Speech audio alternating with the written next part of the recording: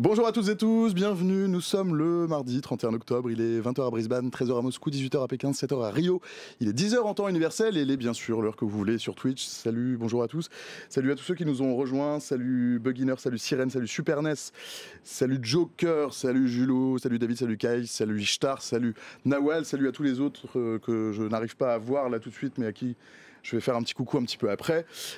Salut le chat. Un petit mot avant de commencer avec Mathis, donc, qui programme l'émission, qui programme tous les streams, donc ceux du lundi, du mardi, du jeudi. On a réfléchi à ce qu'on allait faire aujourd'hui et il nous a semblé qu'il n'était pas possible de ne pas parler évidemment de ce qui se passe à Gaza. Donc dans une première partie de stream, on va parler de Gaza, d'Israël, du Hamas, de la Palestine. On va surtout parler de l'aide humanitaire, de la situation humanitaire dans la bande de Gaza. Et on s'est dit aussi qu'il fallait tout de même garder un peu de légèreté pour la partie magazine du stream, celle de la deuxième heure, parce qu'on est ensemble de midi jusqu'à 14h, et parce qu'on est le 31 octobre et que c'est Halloween. Et que même si vous détestez cette tradition américaine, venue de l'autre côté de l'Atlantique, on peut lui faire raconter plein de choses intéressantes, c'est au moins ce qu'on s'est dit. On s'est dit aussi que faire cohabiter un plateau sur la guerre et des gens qui meurent avec un autre sur Halloween, c'était un peu de mauvais goût, clairement, un peu curieux. Donc, si vous le voulez bien, exceptionnellement, on fera une petite pause on n'arrêtera pas le stream, mais on fera une petite pause de transition de 3-4 minutes, le temps de laisser poser un peu les débats, et pour changer le décor. J'espère que ce programme vous va, il semble vous aimer. Et dans cette deuxième partie de stream, donc ce sera à peu près vers 13h, 13h05, il y aura notamment, les modos vont vous rappeler un peu le programme au fur et à mesure, mais il y aura Paul Elkara qui viendra nous parler de crimes et de criminels. On va aussi parler de sorcellerie. Pour parler de sorcellerie, on a invité la première d'entre elles. Elle s'appelle Ekat et c'est la doyenne des sorcières de France. Vous la verrez tout à l'heure. On va aussi causer d'Halloween avec Marie-Stéphanie de Mademoiselle, qui est partenaire du stream, qui viendra nous parler de Buffy. Et enfin, on va parler de hip-hop avec Issam Krimi. Et tout ça, ce sera dans une deuxième partie de stream à partir de 13h. Pour l'heure, on part donc au Proche-Orient. L'armée israélienne avance dans la bande de Gaza. Tsahal, l'armée israélienne, donc, disait hier avoir tué des dizaines de terroristes qui s'étaient barricadés dans des bâtiments et des tunnels dans ce territoire palestinien. Hier toujours, 33 camions d'aide humanitaire sont entrés à Gaza dimanche. Une aide bienvenue, mais que les Nations Unies jugent insuffisante. C'est le plus important qu'on voit qui a pénétré dans la bande de Gaza depuis la reprise limitée de l'acheminement de l'aide. C'était le 21 octobre. Depuis, au total, 117 camions d'aide humanitaire ont pu entrer dans l'enclave. L'ONU qui estime qu'il faudrait 100 camions par jour pour subvenir aux besoins essentiels de la population gazaoui. Comment on intervient dans la zone? Comment organiser les secours? Quelles sont les difficultés que rencontrent les organisations humanitaires sur place? Comment on intervient dans une zone de conflit? On va parler de tout ça pendant l'heure à venir, peut-être même un petit peu plus. Avec vous dans le chat, allez-y, posez vos questions. Je vais essayer de relayer toutes vos questions. Salut Matmat qui vient de nous rejoindre. Donc avec vous dans le chat, mais aussi avec deux invités que je vous présente. Julia Grignon. Bonjour Julia.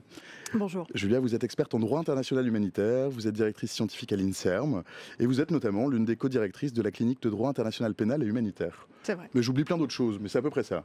Tout à fait, c'est bien. À mes côtés, Jean-François Corti. Bonjour Jean-François. Bonjour. Vous êtes médecin, vous êtes président de Médecins du Monde. Vice-président. Vice-président. Pas encore, peut-être un jour. Je vous le souhaite. S'il faut vous le souhaiter.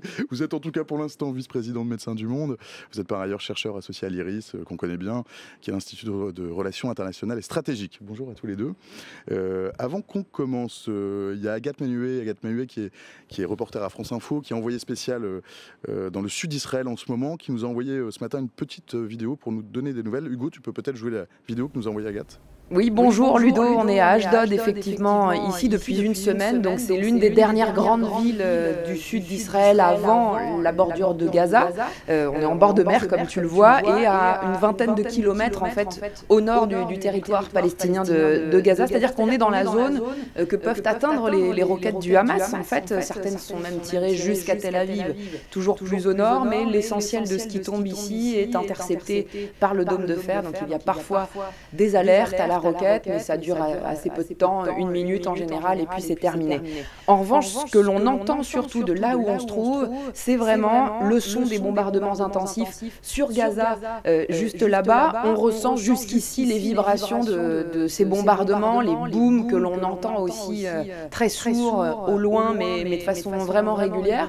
Et ce qui est très difficile, c'est de comprendre précisément en fait ce qui se passe là-bas sur le terrain. Il y a sans doute toujours, au moment où on se parle, parle des combats au sol depuis l'incursion de ces derniers jours, des soldats israéliens vendredi soir qui sont entrés à Gaza. Mais le problème, c'est que personne d'autre que l'armée ne peut y accéder. En fait, Israël bloque complètement les entrées du territoire palestinien.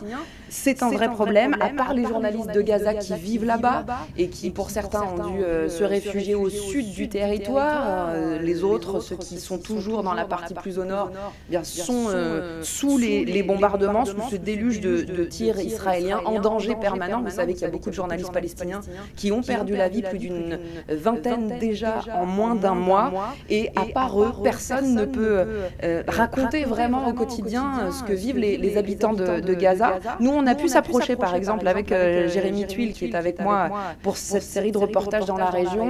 On s'est approché au plus près à 2 km de la bordure de Gaza. Après, c'est impossible, en fait. Ça n'est pas possible de passer sur ces routes qui sont bloquées. Il y a des checkpoints. On nous empêche d'aller plus loin. Et ça, c'est vraiment un enjeu essentiel parce que si les journalistes pouvaient couvrir correctement ce conflit, ça limiterait la désinformation possible de la part du Hamas comme de l'armée israélienne. On sait que dans tout conflit, il y a cette guerre de l'information. Donc, au mieux, ce que je peux vous décrire d'ici, c'est vraiment cette espèce de son et lumière, disons, auquel on a assisté ces derniers soirs, et en particulier depuis ce week-end, avec ce début d'incursion terrestre sur le territoire. Les Israéliens, visiblement, préparent le terrain militairement avec des progressions sur le sol palestinien par étapes, progression méthodique, dit Benyamin Netanyahou. Une pluie de bombardements sur Gaza, elle se poursuit en tout cas ces derniers jours. Et à travers champs, vous savez, quand on était au plus près, on entendait même le son des tirs d'armes automatiques en rafale, donc qui semblent correspondre à ces combats au sol qui sont évoqués par les deux camps. Et le problème majeur dans tout cela, c'est la situation humanitaire à Gaza, parce que Israël ne veut pas de cessez-le-feu. L'aide humanitaire entre vraiment au compte-gouttes. Et les témoignages que les journalistes parviennent à recueillir difficilement par téléphone avec des témoins là-bas à Gaza disent vraiment à quel point les civils sont pris au piège. Situation catastrophique pour la population gazaoui. Agathe Mahuet, envoyée spéciale de France Info, accompagnée de l'excellent Jérémy Tuile pour les moyens techniques. On pourra peut-être, Agathe, parler de la désinformation, de la guerre de l'information. On en parlera dans un second temps. On peut peut-être commencer par un état des lieux. Il me semble que Médecins du Monde est sur place. Médecins du Monde que tu représentes. Comment ça se passe? Comment vont tes équipes? Est-ce que tu as des nouvelles? Écoute, ça ne se passe pas très bien. On a une vingtaine de personnes qui sont des salariés de Médecins du Monde qui travaillent avec nous depuis plusieurs années, qui sont des Gazaouis, qui sont entraînés à l'urgence, qui ont pour la plupart fait différentes formations, y compris à Paris. Ils sont donc membres de fait de notre équipe. Et la plupart d'entre eux, aujourd'hui, comme la plupart des ONG et des humanitaires au global, ne sont pratiquement plus opérationnels. La plupart ont dû partir dans le sud, à la va-vite, sans stock de nourriture, d'eau. Certains même ont décidé de revenir dans le nord parce que quitte à mourir, autant mourir chez soi. Enfin, c'est de ça dont on parle, hein. C'est ça le niveau de discussion.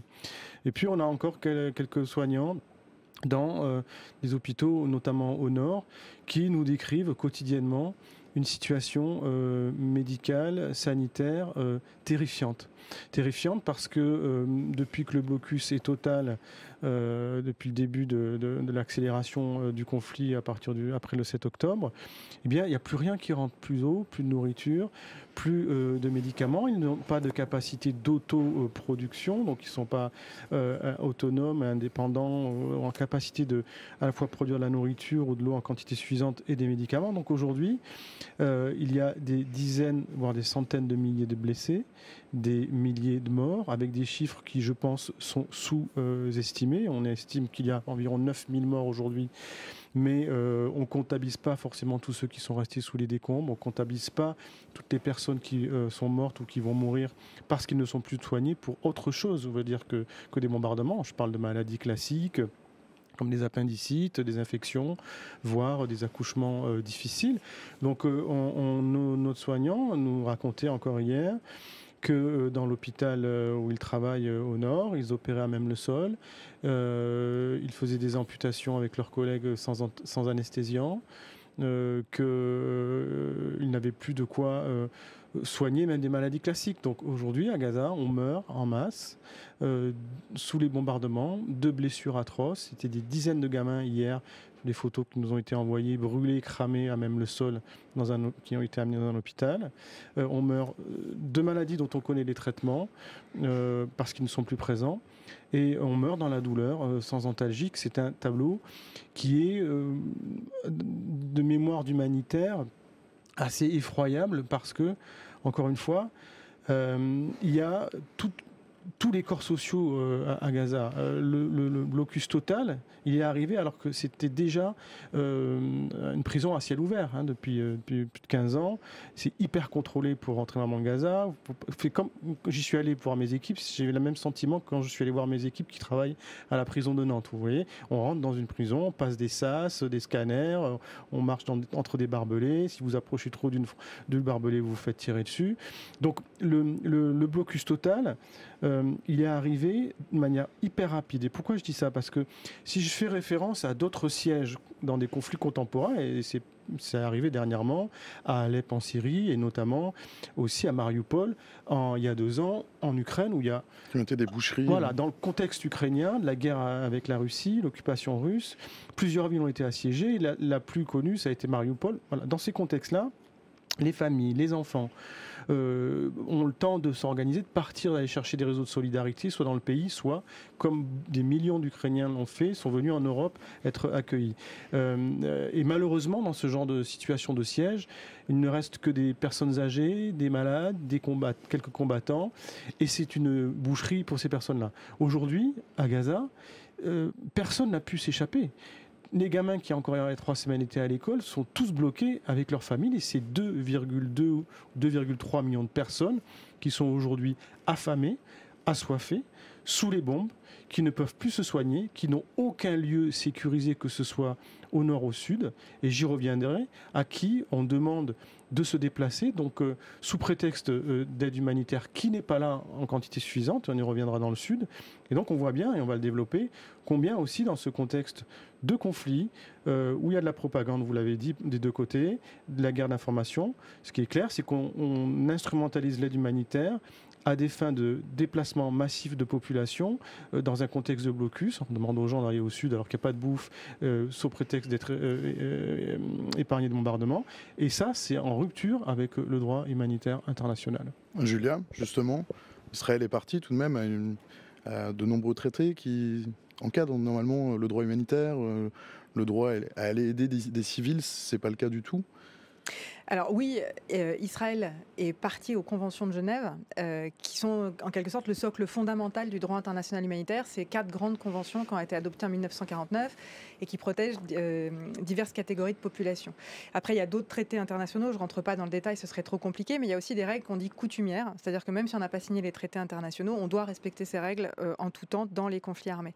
Ce qu'il faut aussi préciser, et c'est important dans le contexte, c'est que l'autorité palestinienne a aussi accédé à ces conventions de Genève, et que ces règles, toutes les règles dont on va parler là, lient les parties au conflit. Donc c'est à la fois les Israéliens et à la fois le Hamas qui mène ces opérations, et ça a un impact compte tenu de la configuration. Le Hamas qui n'est pas un État pourtant.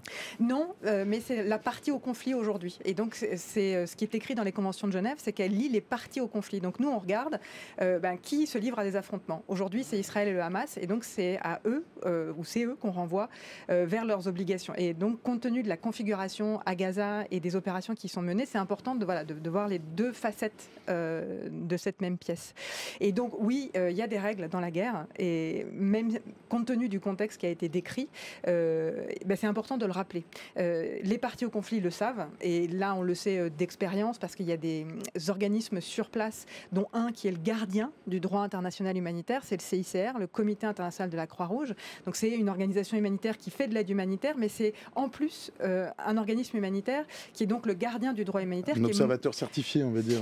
Il est mentionné dans les conventions de Genève, et donc les États, tous les États du monde se sont engagés à faire en sorte que le CICR soit le gardien de ce droit. Et donc lui, le CICR, en plus de faire les activités qu'il mène, qui ont été décrites, va engager le dialogue avec toutes les parties au conflit. Et va donc rappeler les parties au conflit à leurs obligations, et va essayer de faire en sorte que lorsqu'elles mènent leurs opérations, elles se conforment à ce droit. Alors évidemment, là c'est compliqué de se dire qu'aujourd'hui ça a un impact et que le droit humanitaire est respecté dans la bande de Gaza. Pour autant, malgré tout, je continue de croire qu'un certain nombre de ces règles continuent d'être appliquées. Par exemple, si on pense à l'assistance humanitaire, il y a un droit à l'assistance humanitaire. Et donc, vous l'avez dit, les convois ne sont pas entrés dans Gaza entre le 7 et le 21 octobre. Donc là, il y a une violation de la règle, parce que jusqu'au 21 octobre, il n'y a rien qui rentre dans la bande de Gaza. Et donc, on peut avoir une situation de famine, des blessés, des malades qui ne sont pas soignés. Et donc, ce n'est pas conforme aux règles relatives à l'assistance humanitaire. En revanche, aujourd'hui, voir des camions rentrer dans la bande de Gaza, même si ce n'est pas suffisant, puisque compte tenu des proportions dont les humanitaires font mention, c'est-à-dire autour de 500 camions jour qui rentraient avant le 7 octobre, et là je crois qu'on est à 121 depuis le 21 octobre, donc c'est clairement insuffisant, mais quand même le fait qu'on ouvre le point de frontière, que les camions rentrent, c'est une mise en œuvre du respect du droit international humanitaire, parce que les populations de Gaza ont le droit, parce que ce sont des populations civiles qui ne participent pas aux hostilités, elles ont le droit de recevoir de l'assistance humanitaire. Elle est censée n'aller qu'au sud, hein. Pardon ? Elle est censée qu'aller au sud de cette aide, selon le discours israélien. Elle ne peut pas aller au nord. Donc le nord reste, dans potentiellement ce que tu dis, une situation non conforme. Tout à fait. Effectivement. Et effectivement, tu as raison de faire la distinction. Et même d'ailleurs, on peut s'interroger sur le fait d'avoir demandé à la population de Gaza de fuir vers le sud, au prétexte d'avoir accès à cette assistance humanitaire. Alors là, par exemple, si je rentre en matière sur la question des personnes qui ont dû quitter le nord pour le sud, là aussi, ça, c'est encadré par le droit humanitaire. C'est-à-dire qu'on ne peut pas, en droit humanitaire, procéder à des transferts forcés de population. Ça, c'est interdit. Qui relève du crime de guerre ? Oui. En revanche, on peut procéder à des évacuations pour des raisons militaires. Et là, il y a une distinction qui, du coup, est très fine. Aujourd'hui, je n'essaierai pas de poser des qualifications juridiques, mais il faut savoir que la distinction existe. En revanche, ce qui est absolument certain, c'est que lorsqu'on demande à une population d'évacuer une zone, parce qu'on va y mener des opérations militaires, premièrement, on ne peut pas demander à des personnes qui ne peuvent pas évacuer de l'évacuer quand même. Donc les personnes qui sont dans les hôpitaux du Nord et qui ne peuvent pas laisser les hôpitaux abandonnés avec des malades et des blessés qui sont dans ces hôpitaux et qui ne sont pas transportables du Nord vers le Sud, on ne peut pas exiger d'elles qu'elles quittent cette zone. De la même manière, il y a un exemple qui m'a frappé, c'est un centre de soins pour des enfants handicapés, qui sont des handicapés moteurs et mentaux, qui sont aujourd'hui, je crois, plusieurs dizaines, qui sont encadrés par 3 adultes, et à qui on demande de fuir la zone. C'est impossible, on ne peut pas les mettre sur la route. Et donc, premièrement, on ne peut pas exiger de ces personnes qu'elles quittent vers le sud. Et autre élément qui est très important, et surtout dans le contexte, c'est qu'on ne peut pas considérer que les personnes qui ne sont pas parties, soit parce qu'elles ne pouvaient pas, comme je viens de donner un exemple, soit parce qu'elles ne le voulaient pas, et ça c'est ce que tu as évoqué, sur des personnes qui préfèrent mourir chez elles, comme elles disent, parce que c'est des générations de personnes qui ont tout bâti là, dans des sacrifices, dont les premières générations ont vécu la Nakba, etc., et qui veulent rester dans leur maison. Ces personnes, quelles que soient les raisons pour lesquelles elles restent dans le Nord, ne doivent jamais être considérées comme restant parce qu'elles voudraient participer aux hostilités ou contrecarrer les opérations militaires. Et donc, elles restent des personnes civiles protégées et elles ne devraient jamais être l'objet d'attaques. Je vous interromps un instant. Vos propos font réagir le chat et ça intéresse beaucoup ceux qui nous regardent. Il y a notamment Nawal qui dit merci à Julia Jean-François de dire les choses. Un discours qui est trop peu entendu avant. Merci Nawal. Et après, il y a toute une série de questions. Alors, on va y répondre au fur et à mesure. Vous choisirez celle qui vous semble la plus proche là, de l'avancée de notre séquence. Il y a Turbo Planton qui nous dit mais est-ce que c'est pas un peu hypocrite de la part de Tsahal, c'est l'armée israélienne, qui bombarde la population tout en autorisant une aide minimale pour se conformer au droit international. Yanab qui dit il demande à la population de fuir vers le sud, mais il bombarde les routes qui mènent vers le sud. Il y a Eddie Wood qui aime bien être un peu tranchant toujours. Est-ce que Gaza peut être considéré comme un camp de concentration ? Bon, on peut poser la question. Et on avait Super NES qui nous demande quelles sont les conséquences, non pas potentielles mais réalistes, pour un État qui ne respecte pas les règles de droit international et qui commet des crimes de guerre. Pourquoi Israël n'est jamais sanctionné de quelque manière que ce soit, contrairement à la plupart des pays du monde ? Ce qui est contestable, il me semble. Mais on peut peut-être répondre à cette dernière question, c'est-à-dire est-ce que le regard de la communauté internationale, est-ce que le CICR, est-ce que ça a quelque chose de contraignant ? Je crois que c'est le sens de la question de notre ami Super NES que je salue. Alors, je vais répondre à cette question, promis, mais je veux revenir sur... Tu peux répondre à une autre si tu préfères. Sur une autre qui me paraît très importante, c'est la question de savoir est-ce que c'est pas hypocrite de la part d'Israël de prodiguer de l'aide humanitaire et en même temps de bombarder des civils. Et ça, c'est important pour moi de le souligner, c'est que le droit international humanitaire, qu'on appelle aussi le droit des conflits armés, c'est un droit qui est réaliste et pragmatique, et c'est un droit qui a été négocié par les États. Et ça veut dire que les États se sont engagés dans des traités à respecter certaines règles lorsqu'ils sont en guerre. Et c'est pas du tout un droit utopiste ou un droit qui en fait porte assez mal son nom, qui est toujours humanitaire. C'est un droit qui n'interdit pas la guerre, qui n'empêche pas de la faire. Et donc il peut y avoir des opérations militaires qui sont menées, et donc on peut demander à une population d'évacuer, pour autant qu'il faille lui délivrer. Ça aménage la portion congrue d'humanité dans la guerre. En fait. Voilà, c'est un peu ça. On dit que le droit humanitaire a pour but d'humaniser la guerre, si c'est possible. Mais voilà, tout ça est strictement encadré, et effectivement, on ne devrait pas bombarder des bâtiments de caractère civil, c'est interdit par le droit humanitaire, et on ne devrait pas, au prétexte de mener des opérations militaires, procéder à des évacuations qui en réalité seraient des déplacements forcés. Voilà, simplement, donc, on reste dans le cadre de ce qui est permis, interdit, mais c'est important de voir que le droit des conflits armés, c'est quand même un droit qui permet de mener des opérations militaires, pour autant qu'elles soient conformes à ce droit. Ensuite, qu'est-ce qui se passe quand il y a des violations? Alors ça, c'est le point très épineux. Parce que on parle de droit international. Et donc, ça, c'est pour toute branche du droit international. Hein, ça peut être le droit de l'environnement, le droit international économique. Il y a Kyle qui évoque le rôle de la CPI, la Cour pénale internationale. Oui, effectivement, et je vais y venir. Mais donc, le droit international prévoit des mécanismes, comme la Cour pénale internationale, par exemple. Là, il y a deux aspects. Premièrement, la Cour pénale internationale, elle n'est compétente que si les États consentent à se soumettre à la juridiction de la Cour. Donc il faut qu'ils aient accepté, voilà, tout se fait sur une base volontaire, donc il faut qu'ils aient accepté. Évidemment, Israël... On a un différend, mais on est OK tous les deux pour aller porter le différend devant la CPI. Pour la CPI, il suffit d'avoir signé le statut de Rome, et en l'occurrence, Israël ne l'a pas signé, et donc n'est pas soumis à la juridiction de la Cour. Mais la Palestine a accédé au statut de la Cour pénale internationale. Ce qui signifie que toutes les activités qui sont menées en ce moment dans le territoire palestinien occupé tombent sous la juridiction de la Cour pénale internationale. Et c'est pour ça qu'on a vu le procureur, Karim Khan, qui était ce week-end en Égypte et qui a fait une conférence de presse là-bas pour dire que la Cour pénale internationale était en train d'examiner la situation, qui dès qu'elle va pouvoir rentrer va collecter de la preuve et va pouvoir examiner tous les agissements qui se passent dans le territoire palestinien. Et donc ça veut dire les agissements du Hamas et les agissements d'Israël. Donc même si Israël, pour le coup, n'est pas parti au statut de Rome, n'a pas accepté de se soumettre à la Cour pénale internationale, pourrait avoir à répondre de ses actes devant cette Cour pénale internationale. L'autre aspect du droit international qui est important, c'est que donc, comme c'est sur une base volontaire, il n'y a pas de police internationale. Et les États ont étaient d'accord de s'imposer des règles entre eux, mais ils n'ont encore jamais été d'accord de créer une police internationale qui permettrait que lorsque un État, comme Israël par exemple, commet des violations, on vienne lui toquer à la porte et lui dire « Monsieur, vous allez nous suivre parce que vous avez commis des violations et donc maintenant vous allez être présenté à un juge ». Ça n'existe pas. Il y a eu un progrès fondamental de la justice internationale pénale depuis 20-25 ans. Il faut se représenter que c'est une justice un peu embryonnaire encore aujourd'hui.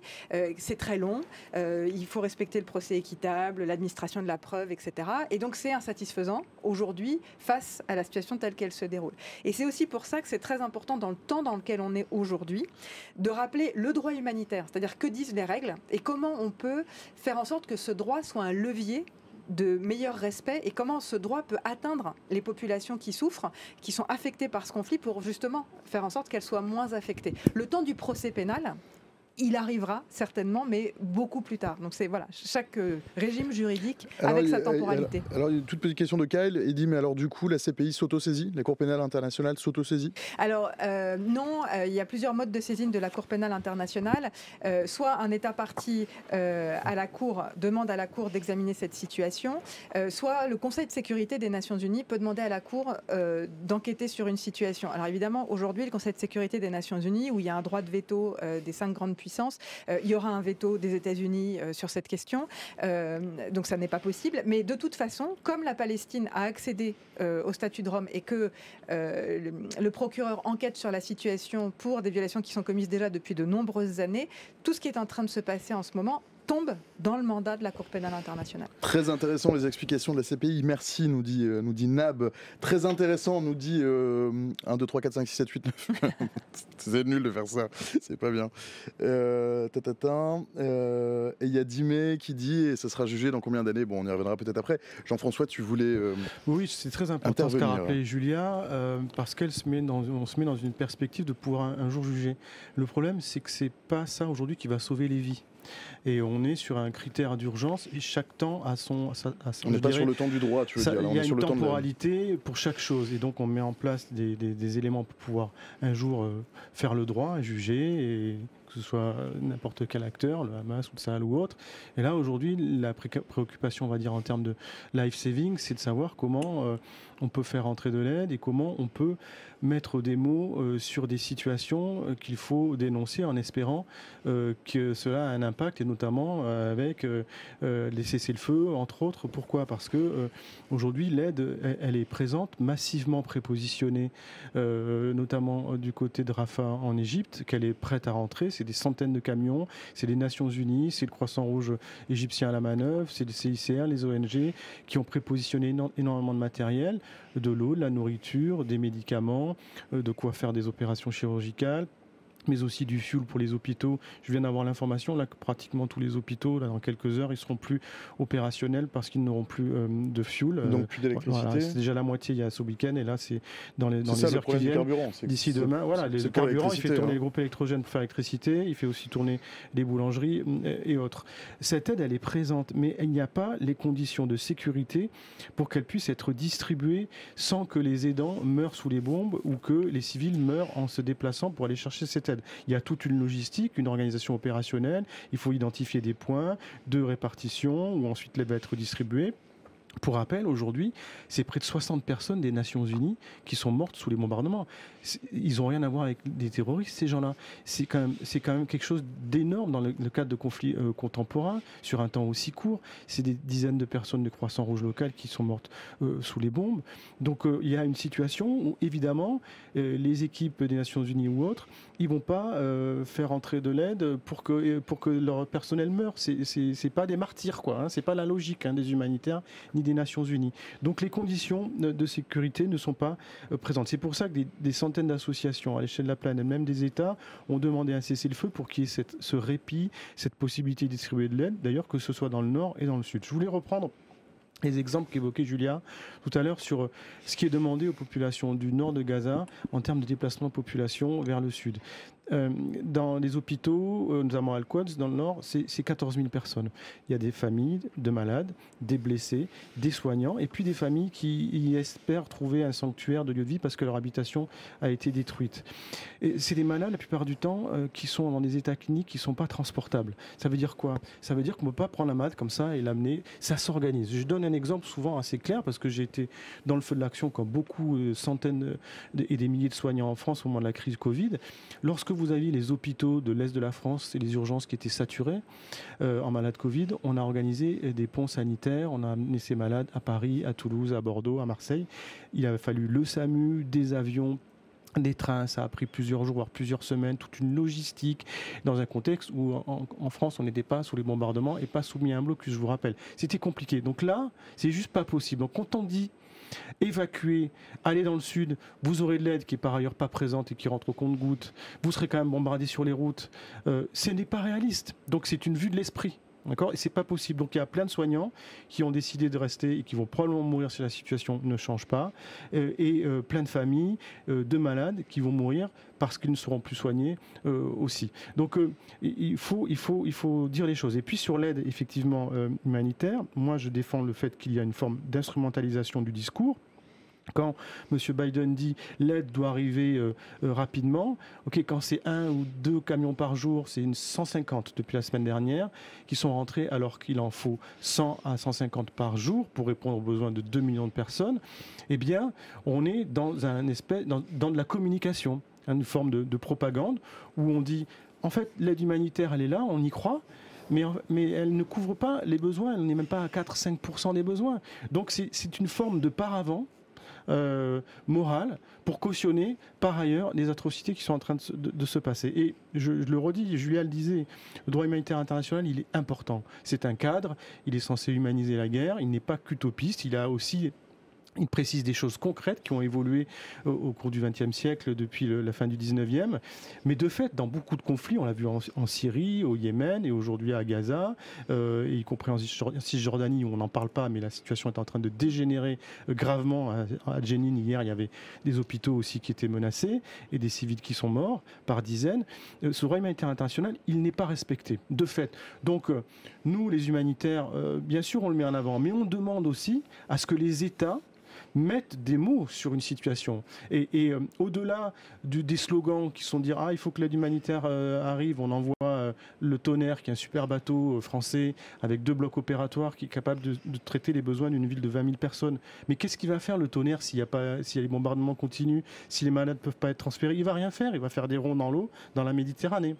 Donc, on demande aux États, certes, d'arrêter de mettre simplement le droit humanitaire en avant comme un principe un peu théorique. Non, on leur demande aussi de caractériser la situation aujourd'hui s'il y a un besoin humanitaire aussi monstrueux, si des gens sont en train de mourir de soif, potentiellement de faim demain, sont en train de mourir de maladies dont on connaît les traitements, c'est parce qu'il y a un blocus total, c'est parce qu'il n'a pas été anticipé, c'est parce qu'il y a des bombardements indiscriminés qui touchent aussi les aidants, et il faut le dénoncer. Et je le dis régulièrement, la France a un partenariat avec Israël, entre autres.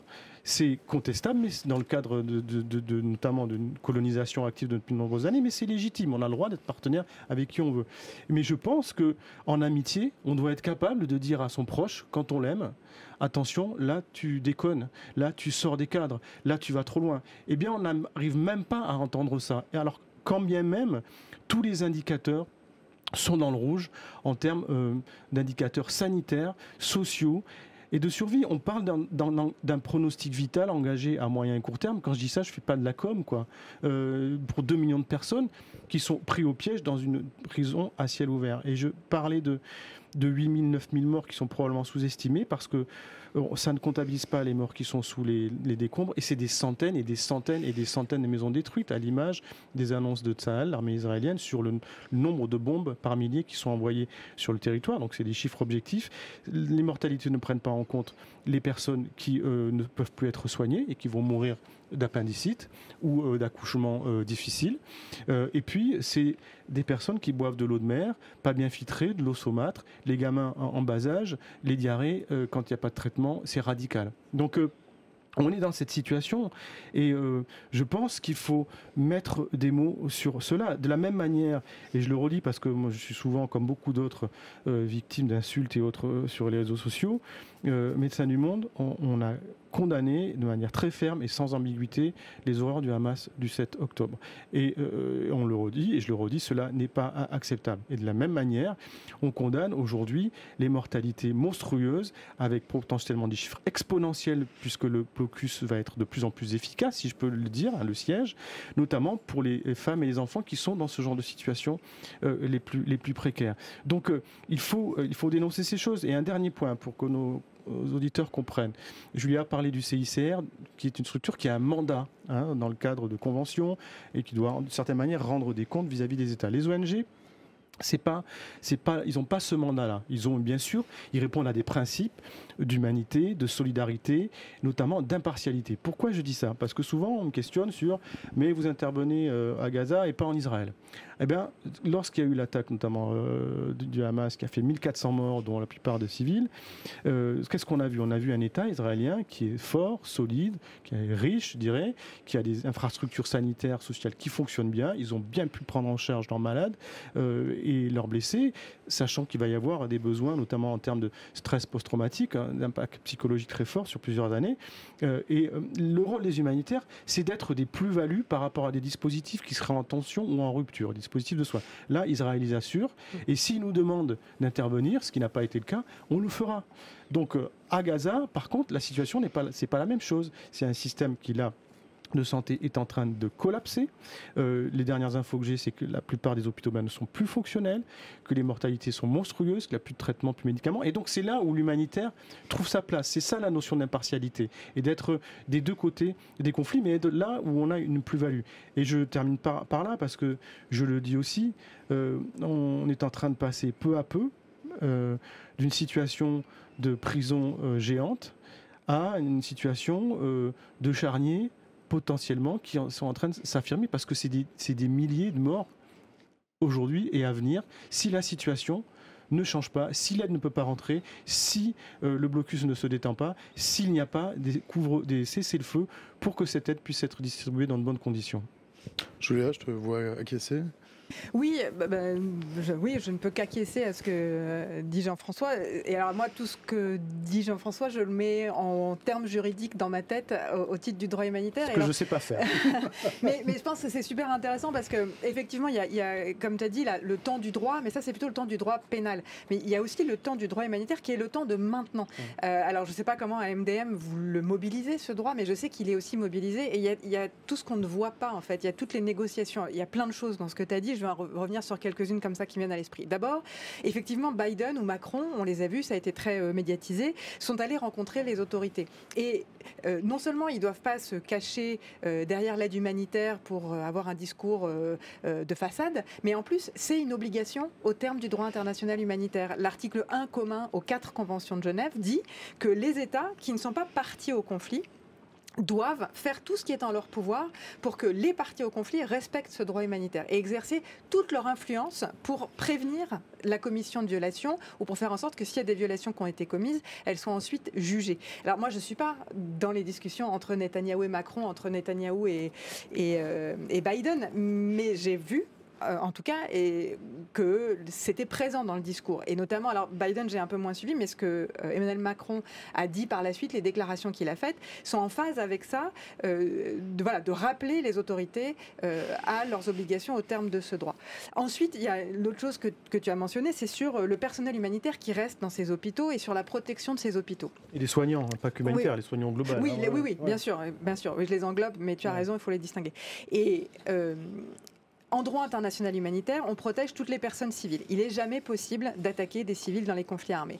Le personnel humanitaire, le personnel médical, de manière générale, fait partie de la population civile. Ce n'est pas des militaires. Donc, ils ne devraient pas être l'objet d'attaque. Mais en plus, ils jouissent d'une protection additionnelle. C'est-à-dire que non seulement ils doivent être respectés, mais ils doivent être protégés. Donc respecter, c'est qu'on ne doit pas les attaquer, mais protéger, c'est que non seulement on ne les attaque pas, mais en plus on met tout en œuvre pour faciliter leur action. Et donc on voit bien qu'en leur demandant de quitter leurs malades, ce qui est contraire à leur éthique, c'est aussi contraire au droit, et que donc on ne peut pas exiger d'eux qu'ils quittent ces hôpitaux. Toutes ces personnes qui ont trouvé refuge dans l'hôpital, par exemple, doivent être non seulement pas attaquées, mais on doit, au titre de l'assistance humanitaire, leur fournir de l'eau potable. Et c'est inacceptable d'imaginer qu'aujourd'hui, ils boivent de l'eau de mer ou que des enfants soient condamnés à mourir de diarrhée parce qu'ils n'ont pas accès à de l'alimentation ou à de l'eau potable. Il y a des briques qui demandent comment on reconnaît un civil.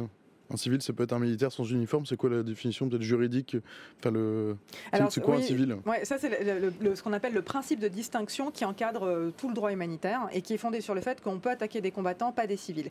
Et que dans des conflits comme cela, on dit qu'il y a une civilianisation des conflits.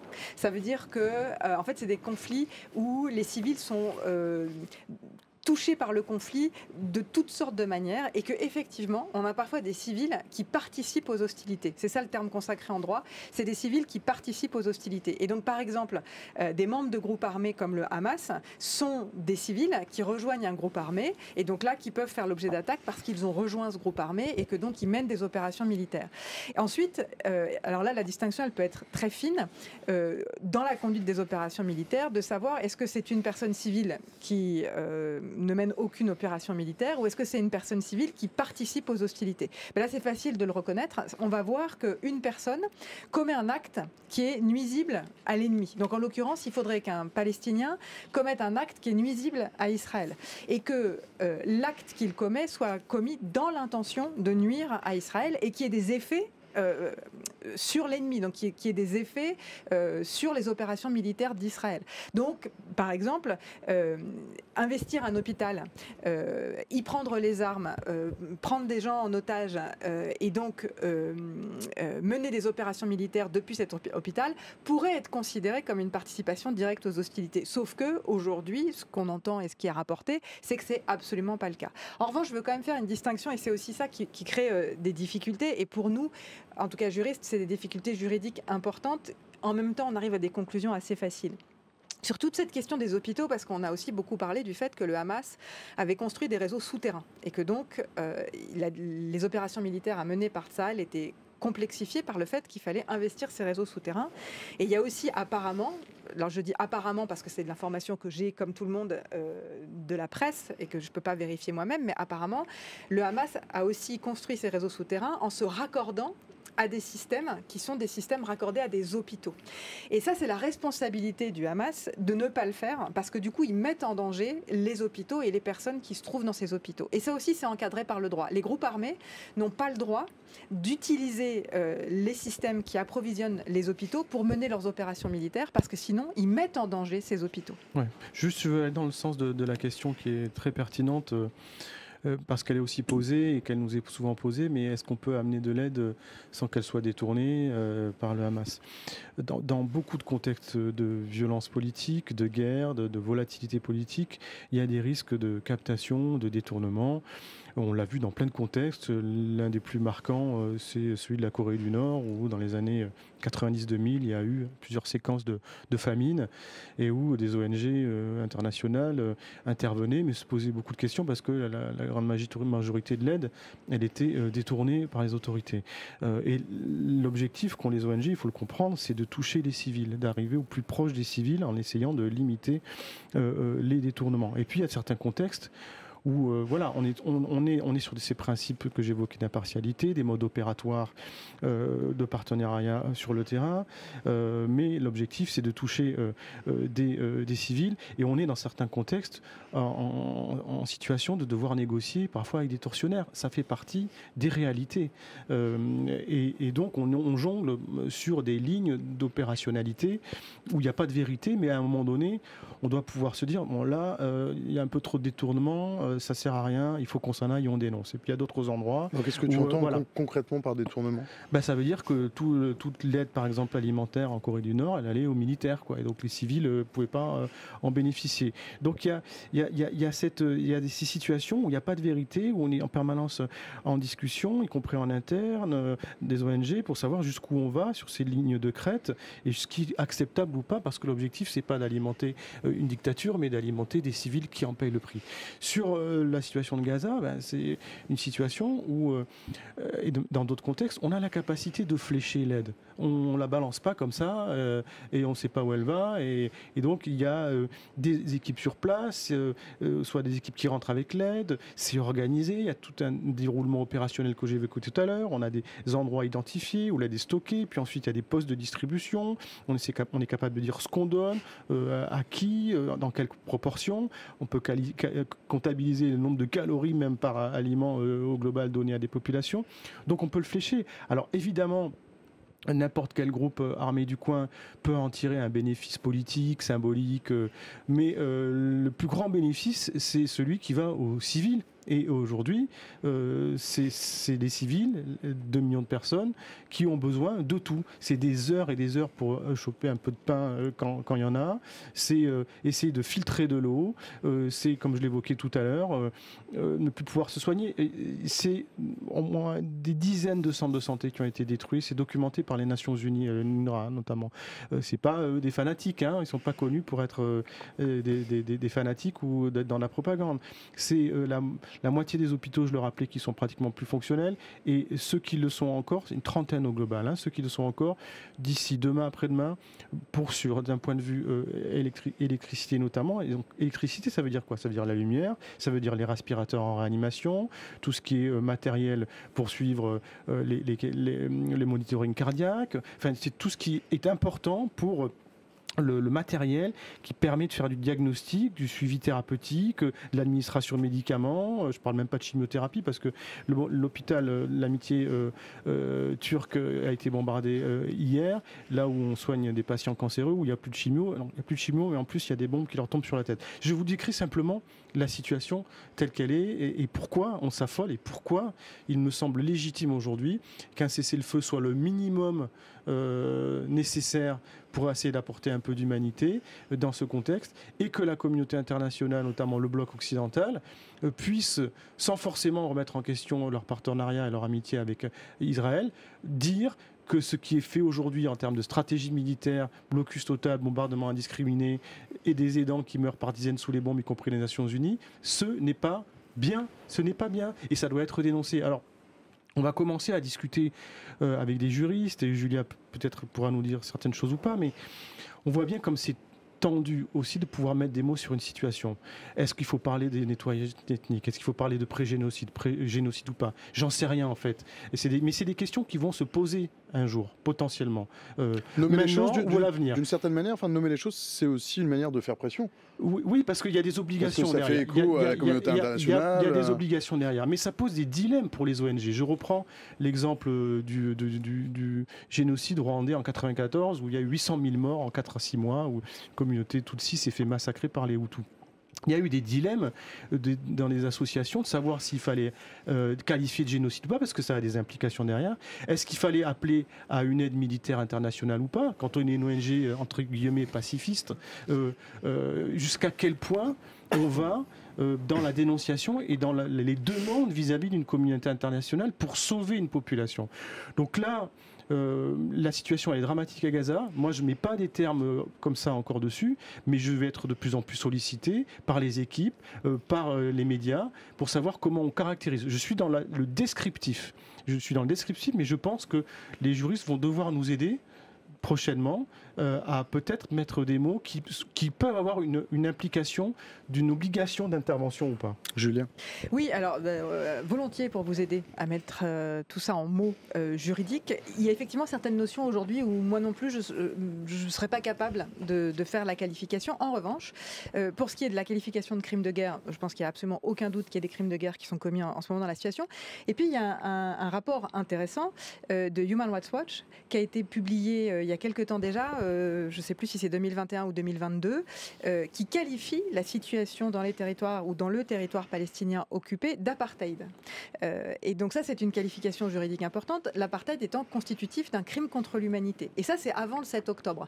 Donc déjà, on avait des qualifications juridiques qui étaient posées sur la situation à Gaza, en Cisjordanie et au Golan, vis-à-vis de l'occupation de ces territoires par Israël. Après, effectivement, les notions de génocide ou de nettoyage ethnique, ce que tu évoques, c'est ce qu'on appelle la responsabilité de protéger. C'est-à-dire que dès lors qu'on qualifie une situation comme relevant du génocide ou du nettoyage ethnique, alors on rentre dans le troisième pilier de la responsabilité de protéger, c'est-à-dire la possibilité d'une intervention militaire pour faire cesser les violations. Et ça, pour les organismes humanitaires, c'est la ligne de crête qui est très difficile à appréhender parce que l'aide humanitaire, elle est civile. Et elle doit demeurer civile. Si l'aide humanitaire elle est accompagnée des militaires, les humanitaires ou le personnel médical perd sa protection. Parce que si vous êtes un civil, vous êtes un humanitaire, vous portez l'emblème de la Croix-Rouge ou vous portez les emblèmes de Médecins du Monde, on vous voit de loin, on sait qu'on ne doit pas vous attaquer. Mais dès lors que vous faites l'objet d'une escorte armée, là, vous mettez en danger le caractère civil de l'aide. Parce que ceux qui vous escortent, qui représentent les forces armées, eux peuvent faire l'objet d'attaques. Donc même si on n'attaque pas les humanitaires directement, on peut attaquer les militaires qui accompagnent les humanitaires et donc ça peut avoir des répercussions sur l'aide humanitaire. Et quand on parle de responsabilité de protéger, c'est des mesures qui sont prises à l'échelon international et qui vont déployer une intervention militaire dans une situation humanitaire critique. Et là, on a une espèce de mix entre les deux, l'humanitaire et le militaire, et ça peut mettre en danger les humanitaires. Et donc c'est pour ça qu'il y a cette ligne de crête qui existe et qu'il faut être très précautionneux dans les termes qu'on utilise. Et alors, moi comme juriste, évidemment, je suis précautionneuse parce que c'est mon travail de faire des qualifications juridiques, mais ça peut avoir, comme tu l'as dit, des implications extrêmement pratiques. Donc oui, génocide, crime contre l'humanité, crime de guerre, nettoyage ethnique. Quoi qu'il en soit, Si on parle aujourd'hui d'une situation d'apartheid qui prévalait dans le territoire palestinien occupé avant le 7 octobre, si on parle de crimes de guerre de manière flagrante qui ont été commis par les deux parties au conflit depuis le 7 octobre, je ne crois même pas que ce soit nécessaire d'aller chercher d'autres qualifications. On peut venir en surajouter, du crime contre l'humanité, du crime de génocide, mais pour tous ces crimes, il s'agit de crimes internationaux qui doivent cesser. Et moi, en l'occurrence, je ne fais pas de gradation dans l'horreur et dans l'échelle de la gravité des crimes. Est-ce qu'un crime de guerre est plus grave qu'un crime contre l'humanité ? Alors, franchement, je ne suis pas la bonne personne pour l'évaluer. Et donc déjà, ça doit cesser et déjà, on devrait tout mettre en œuvre pour que ces violations ne soient plus commises. Il y a Lazare qui demande, plutôt à toi Julia, mais Jean-François tu peux répondre aussi, c'est donc un hôpital qui est occupé par des gens du Hamas, c'est une cible légitime si les gens de la Croix-Rouge accompagnent une armée, peuvent aussi être frappés? Alors effectivement, ça, les hôpitaux, donc, comme je l'ai dit, ils bénéficient d'une protection spéciale. C'est-à-dire qu'à la fois, ceux qui sont attaqués, donc en ce moment le Hamas, ne doit pas utiliser les hôpitaux pour se protéger. Voilà, ils doivent respecter les hôpitaux qui doivent être à destination médicale et civile seulement. Mais même si des membres du Hamas rentrent dans cet hôpital, et alors cet hôpital devient un objectif militaire que les Israéliens pourraient frapper, il y a encore d'autres règles qui s'appliquent. Même quand on frappe un bien de caractère civil qui est devenu un objectif militaire, ce qui est possible, en l'occurrence un hôpital, on doit appliquer ensuite deux autres règles. La règle relative à la proportionnalité et la règle relative aux précautions. Or, je ne vois pas, dans des hôpitaux dans lesquels on a encore du personnel médical et où on a encore des blessés et des malades, comment le fait d'attaquer des membres du Hamas qui s'y trouveraient pourrait être proportionné par rapport à l'avantage militaire qu'on recherche en attaquant ces membres du Hamas lorsque on aurait ces malades qui non seulement subiraient l'attaque sur le moment et donc du personnel médical et des malades qui pourraient être tués dans l'attaque, mais aussi les conséquences à long terme pour cet hôpital qui ne pourra plus fonctionner et qui donc ne pourra plus ni soigner les blessés et malades, ni les diabétiques, ni toutes ces personnes qui ont besoin de soins au quotidien. Donc je ne vois pas comment aujourd'hui dans la configuration telle qu'elle est, comment un hôpital pourrait faire l'objet d'une frappe qui serait licite au sens du droit international humanitaire. J'insiste sur la dernière règle qui est la règle relative aux mesures de précaution. Ça ne veut pas dire qu'Israël ne peut pas, par exemple, agir contre ces membres du Hamas qui se protègent dans cet hôpital. Simplement, ils doivent choisir les moyens et méthodes qui vont faire le moins de dommages possible, qui vont justement donc pas être excessifs pour les dommages causés à la population civile. S'ils sont présents sur Terre, puisqu'il y a une incursion terrestre dans la zone, eh bien, ils peuvent, plutôt que de bombarder l'hôpital, rentrer dans l'hôpital, neutraliser les membres des Hamas qui s'y trouvent, les sortir. Éventuellement, il y a une interruption de soins pendant 3 heures, pendant que l'opération militaire est menée, mais ensuite, l'hôpital se remet à fonctionner et il n'est pas détruit. Donc, ça, c'est la règle relative aux précautions qui doit s'appliquer ici. Bon, il semble que ce n'est pas vraiment ce qui se passe actuellement. Il y avait une autre question, que j'ai perdue. Oui, Turbo, salut, tu l'as posé déjà plus tôt et je ne l'ai pas relayé. C'est une question assez générale, c'est comment on soutient l'aide humanitaire à notre échelle. Est-ce qu'il faut faire pression sur notre gouvernement? Qu'est-ce qu'on peut faire depuis là, aujourd'hui, depuis nos foyers au chaud, en France, à Paris, dans nos régions? Il y a plusieurs possibilités. Je sais que c'est pas simple. On se sent tous un peu démunis face à des situations qui peuvent nous sembler injustes sur différents conflits, y compris en Ukraine ou ailleurs. Là, la situation aussi est énorme, mais je pense aussi à d'autres populations. Je pense aux Rohingyas, par exemple, en Birmanie, qui ont été expulsés par dizaines de milliers, notamment au Bangladesh, qui ont eu des situations difficiles. On peut faire confiance aux ONG. Alors, je suis pas un vendeur de tapis, mais s'ils veulent faire des dons, ils peuvent faire des dons à Médecins du Monde ou à d'autres. Je t'ai pas demandé en début de stream, il y a qui sur place? Il y a Médecins du Monde, donc. Alors, il y a Médecins du Monde, je l'ai évoqué. Il y a plein d'ONG internationales du Nord comme du Sud, à Gaza. Mais comme je le disais aussi, la plupart, ils sont pratiquement plus opérationnels. Enfin, la plupart cherchent à bouffer, à boire, ont plein de membres de leur famille qui sont morts. Il y a comme certains soignants qui arrivent encore à bosser, mais dans les conditions qu'on a évoquées, difficiles. Mais on se prépare tous à, on l'espère, pouvoir faire entrer du matériel, des équipes, que ce soit depuis Israël, qui a fermé aussi ses points de passage, soit Eretz ou Shalom Kerem, ou que ce soit depuis l'Égypte. Donc tout le monde est prépositionné à du matériel, l'aide elle est là. D'ailleurs, il faut imaginer que sur l'Égypte, ils ont un problème logistique de flux à gérer, parce qu'il y a les 3/4 de la planète qui veulent envoyer de l'aide. C'est comme on l'a pu le voir sur certaines situations d'urgence, tsunami ou autres. sinistre à un moment donné, ou tremblement de terre. Quand vous avez à gérer un chaos sur votre pays lié à un événement majeur et brutal, vous avez d'autres problèmes à gérer quand il s'agit d'avoir 200 avions qui veulent s'opposer tous les jours. Ça pose des problèmes, des défis logistiques, et trop d'aide tue l'aide parfois. Je le dis de manière un peu caricaturale. Et l'Égypte, là, probablement, et on le voit, ils sélectionnent, ils trient.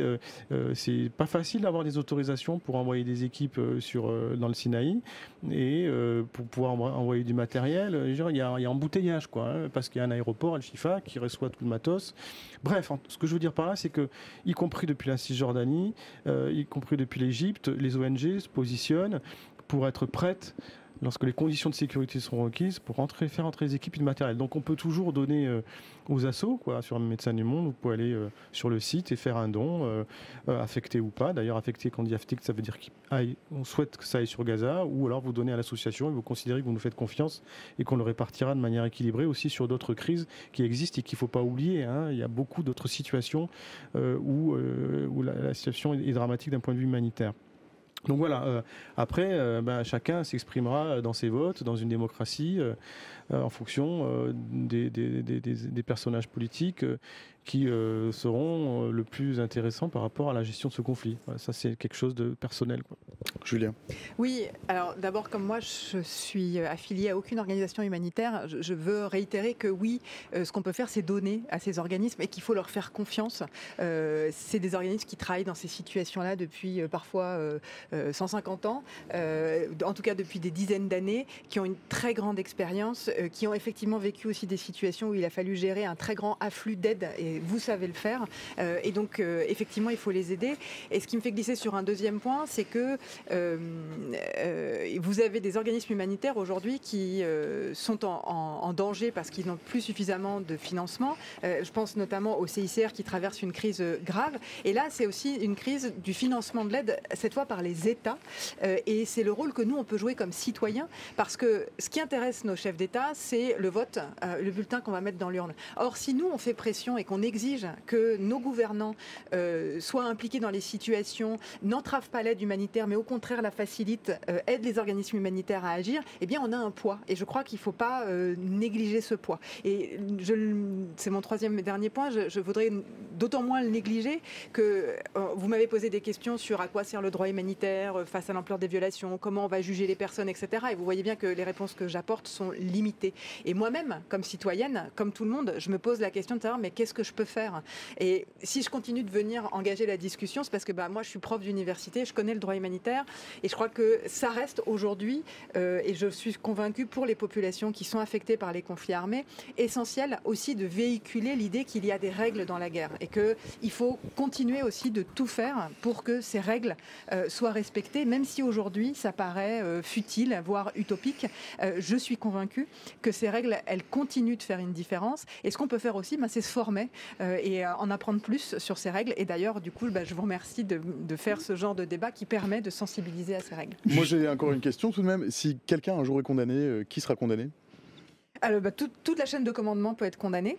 Donc du Premier ministre au caporal, celui qui a appuyé sur le bouton de la bombe, à celui qui a donné l'ordre d'appuyer sur le bouton de la bombe. Pensons à Mladic et Karadzic dans le conflit en ex-Yougoslavie qui ont fait face à des juges, à Milosevic qui est mort avant de faire face à son juge mais qui a été poursuivi, et à tous les militaires qui aujourd'hui font face à la justice lorsqu'ils commettent des violations. Jean-François, tu voulais ajouter quelque chose ? Non, simplement pour bien préciser que dans la géopolitique de l'aide, il faut distinguer une aide interétatique légitime, Macron qui envoie un bateau, les États qui veulent envoyer dans le cadre, encore une fois, de rapports interétatiques de l'aide, et puis de l'aide humanitaire des ONG, je dirais indépendantes. Alors elles sont toujours dépendantes d'un contexte, de donateurs privés comme vous et moi, mais qui ont la capacité soit de mobiliser des fonds institutionnels des États, soit de mobiliser des fonds propres, issus de la générosité du public. Et c'est donc ces fonds propres, issus de la générosité du public, ils donnent une puissance aux ONG de pouvoir décider d'aller où ils veulent, indépendamment d'un agenda politique. C'est important parce que ça nous permet d'évoquer la notion de crise oubliée. Il ne faut pas imaginer que l'aide interétatique, elle est simplement humaniste pour être humaniste. Elle contribue, et c'est normal, à des partenariats politiques, opérationnels ou autres, qui n'ont pas forcément à voir avec l'humanitaire en tant que tel, même si les États se sont réappropriés la sémantique, la symbolique de l'aide humanitaire. Donc donner en tant que privé, citoyen, à des ONG comme Médecins du Monde ou à des collègues comme CICR, c'est leur donner une capacité d'intervention indépendante d'agenda politique des États. Et donc c'est nous donner la possibilité d'être des acteurs dans le champ des relations internationales qui soient de terrain et qui peuvent amener un regard différent d'une réalité qui peut-être un jour sera abordée dans le champ d'une cour pénale ou autre, ce qui permettra en tout cas de construire un narratif historique avec des points de vue différents, surtout dans les contextes où les manipulations médiatiques et propagandes sont très importantes. J'ai une dernière question, je profite d'avoir une juriste sous la main, c'est Turbo Plancton qui la pose et qui demande comment faire pression quand les manifestations de soutien sont interdites. Bon, je pense qu'il pose la question de la légalité des interdictions des manifestations pro-palestiniennes, je pense. Oui, alors d'abord... je pense que le Conseil d'État s'est prononcé. Le Conseil d'État s'est prononcé et ces manifestations ne peuvent pas être par principe interdites. Il peut y avoir des interdictions qui doivent être spécifiques à chaque manifestation s'il y a un risque d'atteinte à l'ordre public. Je crois qu'il faut aussi continuer de s'insurger contre des manifestations qui sont interdites lorsqu'elles ne portent pas atteinte à l'ordre public. Comment faire pression ? C'est une bonne question. Il faudrait que je revienne pour vous en parler plus précisément. Chers amis, je vois que l'heure tourne. Est-ce que c'est le mot de la fin ? Le mot de la fin, Jean-François ? Écoutez, déjà, merci pour l'invitation et c'est aussi toujours un plaisir de discuter avec Julia. J'apprends tous les jours aussi. Voilà, moi, je suis très concerné par la situation à Gaza. D'abord parce que j'ai des équipes, des amis, des pros qui vont peut-être mourir si la situation ne change pas. Donc, je suis affolé par ça, comme la plupart de mes collègues des ONG qui ont des dizaines de membres de staff dont la vie est en danger. Et puis voilà, je m'insurge contre le fait qu'on instrumentalise l'aide humanitaire à des fins militaires, que je trouve la situation obscène, c'est parce qu'il y a de l'aide qui est prépositionnée on est à quelques kilomètres, à Rafah c'est quelques kilomètres, et que cette aide ne peut pas rentrer.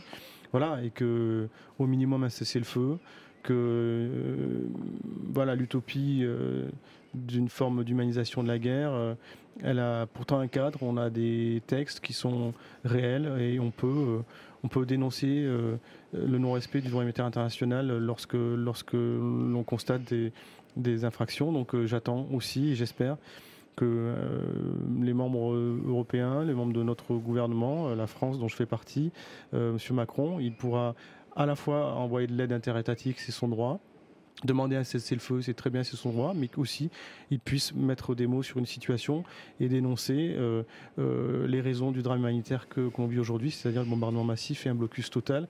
Il doit pouvoir le dire sans forcément se compromettre, y compris dans le cadre d'alliances stratégiques historiques. Merci Jean-François. Nawal qui nous dit, pardonnez-moi, Nawal qui dit intervenant humanitaire très humain, ça met du baume au corps. Merci pour ce plateau France Info. Merci de nous suivre Nawal. Julia, le mot de la fin. Le mot de la fin, c'est que... Ou les mots de la fin, oui, d'ailleurs. Oui, assez rapidement, je dois dire... 15 minutes. Ah mais s'il faut prendre 15 minutes. Non, je vais aller plus vite que ça. Non, simplement dire que cette situation, elle nous affecte tous et toutes, je crois. Que moi, elle a provoqué chez moi, pour la première fois, un grand sentiment d'impuissance. Alors, je continue de venir défendre le droit international humanitaire parce que, en y réfléchissant bien, je continue d'être convaincue qu'il faut le faire, comme je l'ai dit. Mais effectivement, l'ampleur de ce qui est en train de se dérouler en ce moment à Gaza, doit être remis dans cette perspective-là.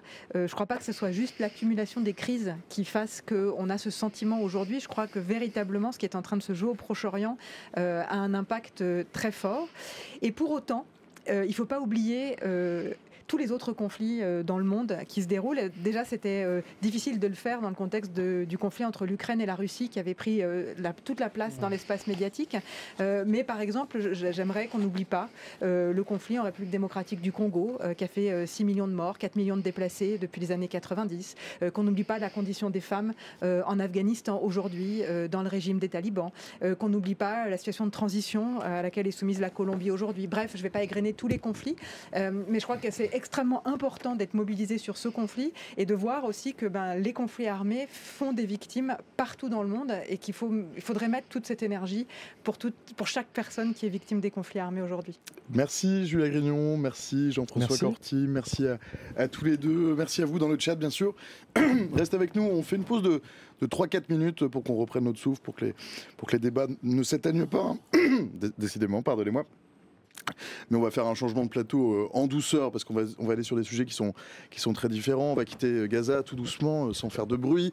On se retrouve juste après une toute petite pause pour changer le décor et puis aussi un peu par respect pour les millions de gens qui sont plongés dans la guerre. On se retrouve dans 3 minutes. À tout de suite.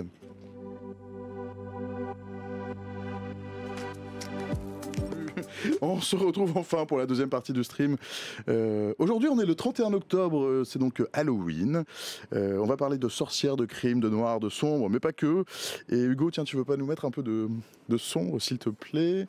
Si c'est possible. Peux-tu mettre la nuit dans le studio ? Merci. Et on va commencer par notre invité du jour.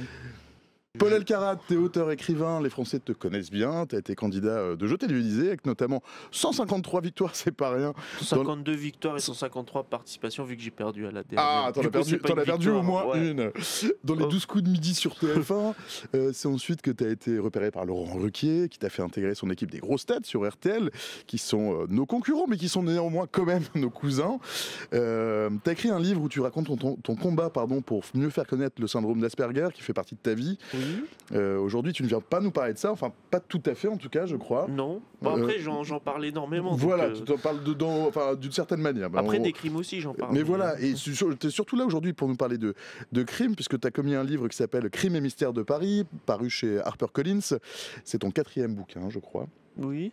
On plonge donc dans la terreur de la Révolution avec Jourdan Coupe-Tête, on rencontre le meurtrier de Jean Jaurès, on frémit dans l'antichambre de la mort de Marcel Petiot pendant l'occupation. Ça c'est les crimes de Paris du coup. Ça c'était le premier. C'était le premier. Et ça c'est crimes de France. Donc j'en ai fait d'autres. Alors pourquoi ce livre ? Pourquoi ce livre ? J'ai pas d'argent. C'était juste pour l'argent. C'est pas vrai. Non, c'est une certaine appréciation et fascination, on va dire, concernant l'histoire et plus particulièrement de la criminologie, symptomatique d'une époque, d'une période, d'un contexte socio-économique, culturel, historique, voilà, tout simplement.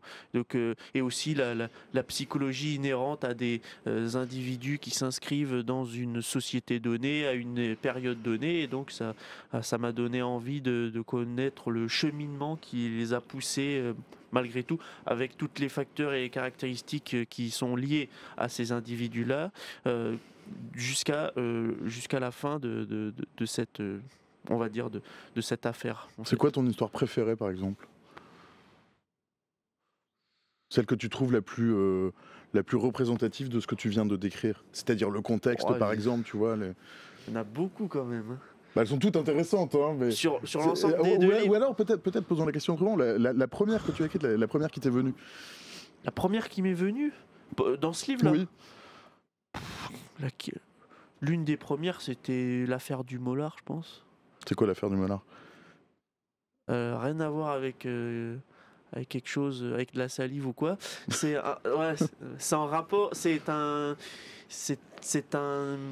tueur en série français qui s'appelait le Tueur des Bonnes et qui a pendant de très nombreuses années fait la navette entre Lyon et puis sa petite ville reculée dans la montagne pour chercher des servantes, des bonnes, et il leur promettait une somme rondelette, on va dire, et elles les suivaient sans avoir vraiment peur, même si évidemment il était assez antipathique et assez patibulaire au premier abord. Il était quand même excessivement grand, costaud, balafré qui plus est, donc il faisait un peu flipper, mais malgré tout elle le suivait parce qu'elle se sentait qu'il y avait un potentiel travail à faire, et puis c'était des personnes dans le besoin qui avaient la nécessité d'être embauchées et de travailler. Et au moment où il les emmenait, il a dû faire ça des dizaines de fois, et au moment où il les emmenait, il jetait la valise et il les agressait physiquement, et il y a eu de très nombreux cadavres qui ont été retrouvés autour de sa maison jusqu'à ce que finalement il soit mis aux arrêts et exécuté après un procès assez retentissant. Tu as donné une interview à Femme Actuelle dans laquelle j'ai lu que tu as toujours été passionné de criminologie. Et tu dis, en tout cas c'est ce que j'ai lu dans l'interview, avec quelques connexions neurologiques qui me poussent à entreprendre l'écriture de récits un peu morbides, sanguinaires. Je suis un criminel sans le crime. C'est quoi un criminel sans le crime, Paul ? Criminel sans le crime ? Et Kat, vous avez le droit d'intervenir. Oui.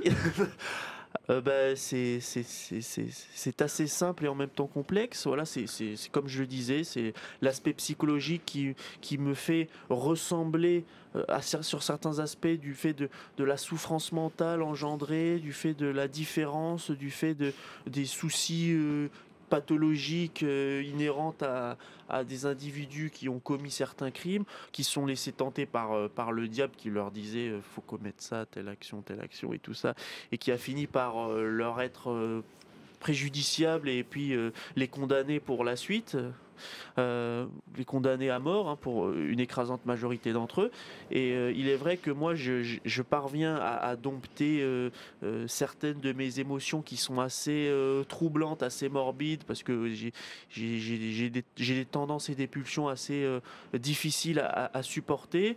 Il m'arrive souvent d'avoir des envies de meurtre tout le temps, quasiment, sans pour autant que je le fasse. Et je sais que ne le fais pas. Non, je sais sur certains aspects, je peux ressembler, on va dire, du fait de l'analyse que j'ai pu en faire, l'analyse poussée au niveau psychique de ces individus-là, je sais que il y a des ressemblances frappantes entre ces personnes-là, du fait que je suis aussi porteur d'un trouble du spectre autistique, qui est pour certains assassins et tueurs en série quelque chose qui n'a pas été forcément diagnostiqué, mais qui pourrait être présent. Par exemple, je pense à quelque chose de beaucoup plus récent, les tueurs de masse aux États-Unis.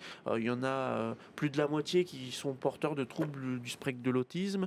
La tuerie de Newtown, la tuerie en 2014 en Floride, je crois. Et puis il y a eu, et puis là en l'occurrence c'est beaucoup plus ancien. Donc bien avant l'appellation, bien avant que le terme autisme apparaisse dans les manuels et dans les esprits humains, on va dire.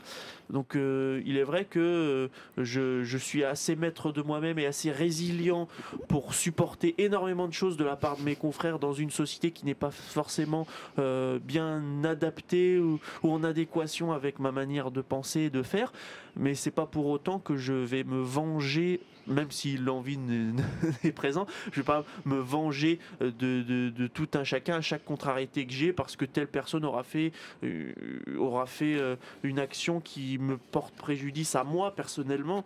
Donc sinon on s'en sortirait jamais. Après peut-être que si on remonte le temps, sachant le peu de moyens qu'il y avait de retrouver, peut-être. Non, je plaisante, mais il y a des briques dans le chat qui dit présentateur, si tu es en danger, cligne des yeux, tout va bien jusque là. Ah non, mais il y a des briques qui nous invitent aussi dans sa cave. On ne veut pas aller dans ta cave, des briques.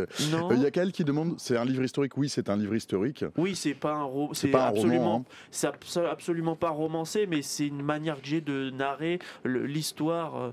Ce sont des faits réels, évidemment. Rien n'est inventé. C'est qui celui ou celle que tu n'aurais vraiment pas eu envie de rencontrer dans ton livre? Vraiment pas. Vraiment pas. Non, j'aurais aimé tous les voir. Et alors, non, même aussi sordide que soient les actes commis par ces hommes et ces femmes, d'ailleurs, parce qu'il y a des femmes dans mon livre, ça c'est important pour moi de le préciser, que de tout temps, tout sexe confondu et de toute condition sociale, on était en mesure de tuer, d'assassiner, voilà, d'ôter la vie. Il était important que je le fasse, mais pour en revenir à votre question, j'aurais apprécié avoir en face de moi beaucoup de personnes pour comprendre, pour leur parler. Plus les cas de figure sont difficiles, c'était l'impression sont complexes, plus ça m'intéresse de me pencher sur ces cas-là, en fait. Parce que dans l'histoire de ces criminels, il y avait beaucoup de malheur, c'est ça? Ah bah oui. Le premier malheur qui arrive à ces hommes-là, c'est l'existence qui leur est imposée, ou la difficulté à exister dans un monde qui est excessivement, on va dire, constricteur, c'est-à-dire qu'il étouffe dans l'œuf les velléités d'existence de certaines personnes, et certains arrivent à se faire entendre, à se faire voir qu'en se vengeant sur certains nanti ou même sur un kidam qui passerait par là et qui aurait affaire à lui, voilà, ou essayer de se faire de l'argent. Les crimes crapuleux aussi sont importants, sont bien représentés.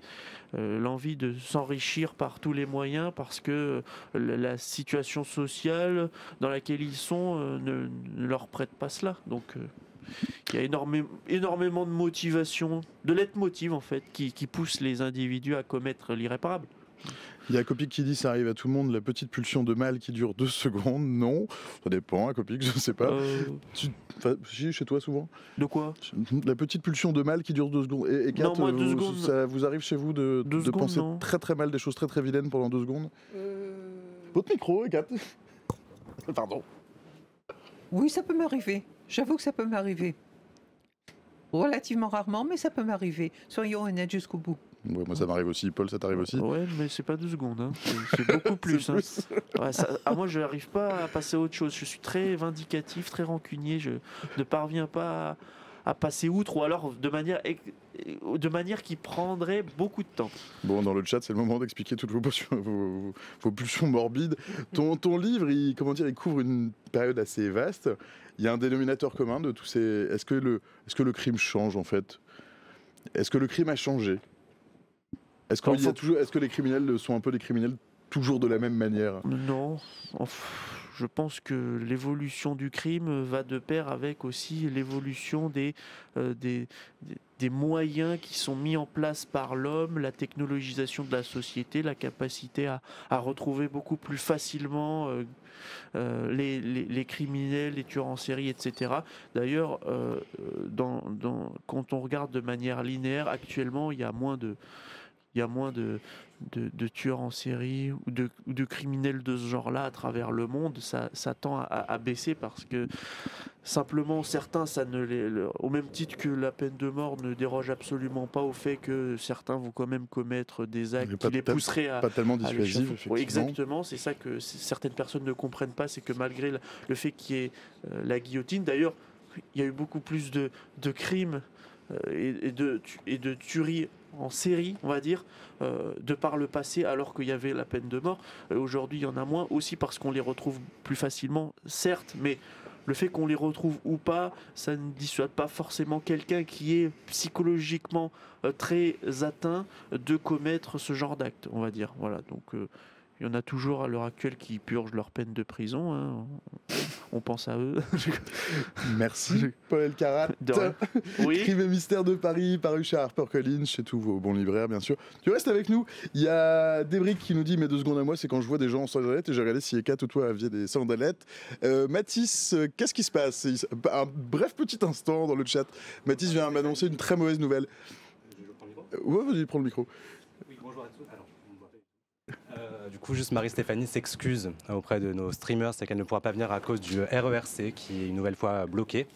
Mais donc, du coup, on accueille le directeur artistique du hip-hop symphonique qui va se tenir ce jeudi à la Maison de la Radio et de la Musique. Donc, je l'accueille de suite. À qui je pose plein de questions juste après, Kat. Salut Sam, bienvenue. Bonjour tout le monde. Bonjour. Enchanté. Parce qu'il me semble que pour l'instant, c'est l'heure de la petite histoire, de la grande histoire, Hugo, je pense. Bonjour Kat. Bonjour. Kat, vous êtes un personnage à part. Depuis 2016 et le décès d'une de vos consoeurs dans le sud de la France, vous êtes devenue la doyenne des sorcières de France. Effectivement. Les médias vous connaissent bien. On peut vous lire dans un long papier, par exemple, réalisé par nos amis d'Ouzbek Erika. Vous avez eu les honneurs de la DER de Libé. La DER de Libé, c'est la dernière page du quotidien Libération, qui est un portrait, une mise à l'honneur des journalistes de Libération. Et toutes ces raisons m'ont fait dire que vous aviez tout à fait votre place sur ce plateau. Merci. Alors, on va peut-être parler de vous, puisque vous êtes là. Vous avez exercé, je pense, 2 ans comme avocate pénaliste. C'est ça. Et vous avez choisi de devenir sorcière. C'est ça. Pourquoi on passe d'avocate pénaliste à sorcière? J'ai toujours souhaité faire de l'occultisme, depuis ma plus tendre enfance, si j'ose dire. Mais pour des raisons, à cause de mes parents notamment, j'ai dû choisir une profession un peu plus correcte. Voilà, un peu plus... Plus dans les clous. Dans les clous, voilà, exactement. Mais sinon, ça a toujours été mon souhait de faire de l'occultisme. Toujours, toujours. C'est quoi une sorcière, Kat? Ah, une sorcière, c'est quelqu'un qui reprend les rites anciens, qui reprend les rites anciens, qui remonte à des millénaires parfois, et qui essaie d'arranger les problèmes des autres avec ces rites-là, qui sont complètement désuets, apparemment, mais pas pour moi. Ce sont quoi ces rites, par exemple? Est-ce que c'est une croyance? Qu'est-ce que c'est la sorcellerie? La sorcellerie, c'est le moyen de résoudre un problème avec des méthodes non conventionnelles, par des méthodes non conventionnelles. Il y a Copy qui demande est-ce que c'est une religion, par exemple? Non, pas du tout. Pas du tout, pas du tout, pas du tout. Il y a des courants tout de même, mais religion, certainement pas, non. Et alors vous êtes la doyenne, alors déjà comment on peut être sûr que vous êtes la doyenne? Il y a une sorte d'organisme certificateur, il y a une confrérie de sorcières qui existe? Non, pas du tout, on le sait comme ça, de bouche à oreille, ça se dit. De toute façon, nous ne sommes plus très nombreuses, hein. Soyons honnêtes, nous ne sommes plus très nombreuses actuellement. Alors votre quotidien, ça consiste en quoi, Hécate? Dans l'exercice de votre métier de sorcière. C'est un métier, sorcière. C'est un métier à part entière. Ça consiste tout simplement à recevoir des consultants, voir si leur demande est légitime ou pas, si elle est réalisable ou pas. Et ensuite, la nuit, effectuer ces fameux rituels de sorcellerie. Voilà. Donc on dort peu. Parce qu'à ce stade-là, dans le chat, il y a déjà plein de questions.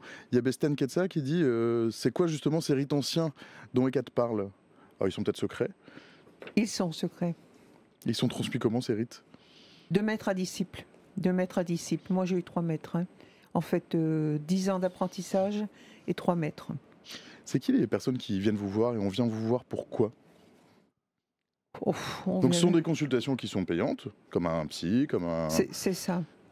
Bon, c'est ça. Mais vous ne faites pas de la médecine, je le dis pour... Jamais, jamais, jamais. Ça, je m'en défends. Et ce n'est pas votre prétention? Je m'en défends et je n'ai pas envie de me retrouver entre 4 murs, entre les 4 murs d'une prison. Voilà. Et puis chacun son métier, je veux dire. Voilà. Moi, je ne suis pas médecin, je ne suis pas... J'ai un autre arsenal à ma disposition pour aider les gens. Alors, par exemple, qui vient vous voir? On vient vous voir pour quel type de problème? Alors, en majorité des femmes, je dirais, moyenne d'âge entre 25 et 50 ans. Et des hommes aussi, beaucoup, mais un peu moins quand même. Plutôt des femmes? Plutôt des femmes, plutôt des femmes. On a en tête, quand on parle de sorcières, hein, des chaudrons, des chapeaux pointus, des chats noirs, des grimoires. Oui. On a aussi celle de marabouts un peu sans scrupules qui profitent de la crédulité, de la solitude des gens. Oui. Ça, vous devez l'entendre aussi? Oui, je dois l'entendre. Et le problème, c'est qu'il est parfois difficile de convaincre quelqu'un qu'un marabout n'est pas sérieux. Vous avez des gens qui ne veulent pas l'entendre. Pourvu qu'il y ait une touche d'exotisme, c'est forcément bon. Eh bien non, pas du tout. Qu'est-ce que vous apportez de plus qu'un psy? Est-ce que vous êtes une concurrente d'un psy? Mon honnêteté personnelle irait jusqu'à vous dire que oui. Oui, parce que dans la pratique de la magie et de la sorcellerie, il y a tout de même une grosse part de psychologie, soyons honnêtes, bien sûr. Vous écoutez les gens en quelque sorte tout de même? J'écoute les gens et la personne qui est satisfaite, ne serait-ce que pour avoir parlé avec moi, n'aura forcément pas besoin de rituels de sorcellerie. C'est une évidence. Donc beaucoup de psychologie, je crois qu'il faut avoir cette honnêteté-là. Il y a Bestan Ketsa qui dit ça coûte combien une consultation? J'imagine qu'il y a tous les prix. 80 €, voilà. C'est 80 € pour vous, et ça dure une heure, je crois. 1 heure, 1 heure et demie, 2 heures, ça n'a pas tellement d'importance. Disons 1 heure et demie. Il y a la Caprouche qui dit c'est très intéressant comme métier, c'est simplement dommage qu'il n'y ait pas d'école de sorciers en France. Il n'y a pas d'école de sorciers en France. Il n'y a pas d'école de sorciers en France, pas du tout. Et alors vous êtes répertorié comme... C'est quoi votre métier? C'est quoi le code APE de votre métier? Vous êtes... sorcière. Sinon je suis en profession libérale. Pour l'INSEE, vous êtes profession libérale. Bien sûr, profession libérale. Il y a un aspect aussi mercantile. Certains critiquent ce que vous proposez parce que vous n'êtes pas psy, pas médecin. Il y a aussi des dérives sectaires parfois. Oui. Vous voyez ça autour de vous, on va dire, dans votre environnement professionnel, si je puis dire? J'en vois, mais j'en vois relativement peu. En fait, moi j'ai une tendance à travailler un peu en vase clos, si vous voulez. Je reçois mes consultants, je m'occupe d'eux, mais je ne m'occupe pas trop de ce qui se passe autour. Donc je suis assez mauvaise pour répondre à cette question. Vous dites qu'il y a plusieurs courants. Alors par exemple, le vôtre, c'est lequel et quels sont Luciférien. Alors, luciférien. qu'est-ce que c'est le courant luciférien pour ceux qui Lucifer ne est le connaissent rien porteur en de ésotérisme. Lucifer est le porteur de lumière, ainsi que l'indique son nom, Lux Ferris en latin, donc qui apporte la lumière. En fait, le luciférien pense que Lucifer a voulu apporter aux hommes la connaissance que Dieu lui a refusée, et il en a été déchu. Voilà. Mais c'est un problème de connaissance et non pas de diabolisation ou quoi que ce soit. Voilà, Lucifer aurait voulu apporter la connaissance aux hommes et Dieu l'en a empêché. Voilà, c'est ça la grande idée. Et alors, il y a d'autres courants un peu concurrents. Oh oui, pas concurrents. Il y a des courants importants. Il y a des courants satanistes, il y a des courants, oui, lucifériens, wiccans, païens, oui, bien sûr, bien sûr. Merci, Ekat. Je vous en prie. Doyenne des sorcières de France. C'est moi qui vous remercie. C'est un plaisir de vous avoir. Restez avec nous, Ekat. Il est 13h33, passé de 1 seconde. On devait avoir Marie-Stéphanie Servos, mais qui n'est pas là. Mais on la verra dans 2 semaines, c'est pas grave. On lui souhaite bon courage dans le RERC. Je vous garde avec vous. Et je vois que ce qui devait être mon dernier invité, mais en fait, tu vas quand même être mon dernier invité finalement, Issam. On va faire un tour au rez-de-chaussée de la Maison de la Radio, dans l'auditorium qui est vide aujourd'hui, mais qui va accueillir la 8e édition de Hip Hop Symphonique. Ce sera ce jeudi, le 2 novembre, à la Maison de la Radio et de la Musique, dans le 16e arrondissement de Paris. Une rencontre entre les meilleurs artistes hip-hop du moment avec l'Orchestre Philharmonique de Radio France. Ça n'est pas rien. Issam Krimi, salut. Hello. Issam Krimi, tu es pianiste, compositeur, producteur de musique. Tu es sollicité par les plus grands noms du hip-hop, de MC Solar à Soprano, en passant par IAM, Oxpo Puccino, et puis j'en passe. Et surtout, c'est toi le directeur artistique de l'événement. Qu'est-ce que c'est cet événement, pour ceux qui n'en ont pas entendu parler ? L'événement, c'est un grand rendez-vous unique qui existe nulle part ailleurs, même dans le monde, où on invite les plus grands artistes de rap d'hier et d'aujourd'hui à jouer avec un orchestre symphonique complet, et pas n'importe lequel, qui est l'Orchestre Philharmonique de Radio France. Un groupe de hip-hop instrumental, donc The Ice Cream, qui est mon groupe, donc qui est un groupe avec lequel on tourne beaucoup, avec beaucoup de rappeurs particulièrement.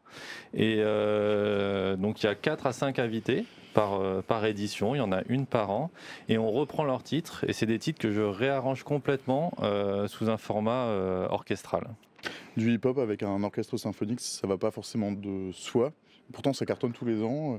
Comment on explique cet engouement un engouement qui a été immédiat, il me semble, dès la première édition, je crois. Ah oui, non, mais on a fait sauter le site de Radio France à l'ouverture des billets. Tiens, pardon, et j'ai tout de suite. Est-ce qu'il reste des places pour ceux peut-être qui veulent aller? Alors, je pense que non. En fait, pour moi, le hip-hop symphonique, ça fait 8 ans, c'est le rendez-vous annuel où quand la billetterie s'ouvre, je ne dors pas et je perds la moitié de mes amis chaque année. Parce que c'est vraiment, la première année, je disais, on avait fait sauter le site. Alors, chaque année, on trouve des ruses pour essayer de pouvoir capter les gens parce qu'il y a énormément de frustration. Donc pour les 1800 chanceux qui sont là, donc ça sera jeudi. Après, c'est quand même visible pour tout le monde. C'est sur YouTube et il y a d'ailleurs beaucoup de vidéos. On est à presque de 80 millions de vidéos de vues sur ces vidéos-là. Donc c'est quand même très regardé ensuite sur YouTube et puis parfois diffusé à la télévision. Et sur le site de Move, chez nos cousins de Move, je crois aussi. Et donc j'ai perdu le fil de la première question quand on était sur qui a vu. Non, c'est l'engouement, c'est-à-dire un orchestre philharmonique. Oui, est-ce que ça allait de soi immédiatement, ça ne va pas de soi. Je pense qu'en fait, en réalité, ça va de soi. C'est-à-dire la grande particularité du rap, c'est une musique qui est quand même née sur un amour de la musique. C'est-à-dire que les rappeurs, les artistes de cette culture-là, écoutaient beaucoup de musique, qui pouvait être du jazz, de la musique latine, écouter un morceau de Chopin qu'on aime bien, et ils les samplaient. Et en les samplant, ils se posaient et puis ils se disaient tiens, qu'est-ce que j'ai envie de dire à ce moment-là. Donc en fait, en réalité, l'essence du rap est quand même la musique de tous les musiques et il y a cette ouverture-là. Et moi, l'idée par rapport au hip-hop symphonique, c'était justement de le rendre réel. C'est-à-dire de ce que j'entends depuis le temps que j'écoute du rap, que je l'aime, que j'en joue, voilà. Bah, là, on m'a donné l'occasion de pouvoir le faire avec l'orchestre, avec le Filard et The Ice Cream. Et ben, on peut le faire. C'est un super jouet. Ah bah moi c'est jubilatoire. Enfin c'est presque comme un rêve de gamin de pouvoir le faire, quoi. Ceux que tu invites sur scène, ils aiment quoi dans cette rencontre qui est peut-être qui paraît inattendue. Elle n'est pas si inattendue que ça en réalité. C'est pas très compliqué de les faire venir, je crois.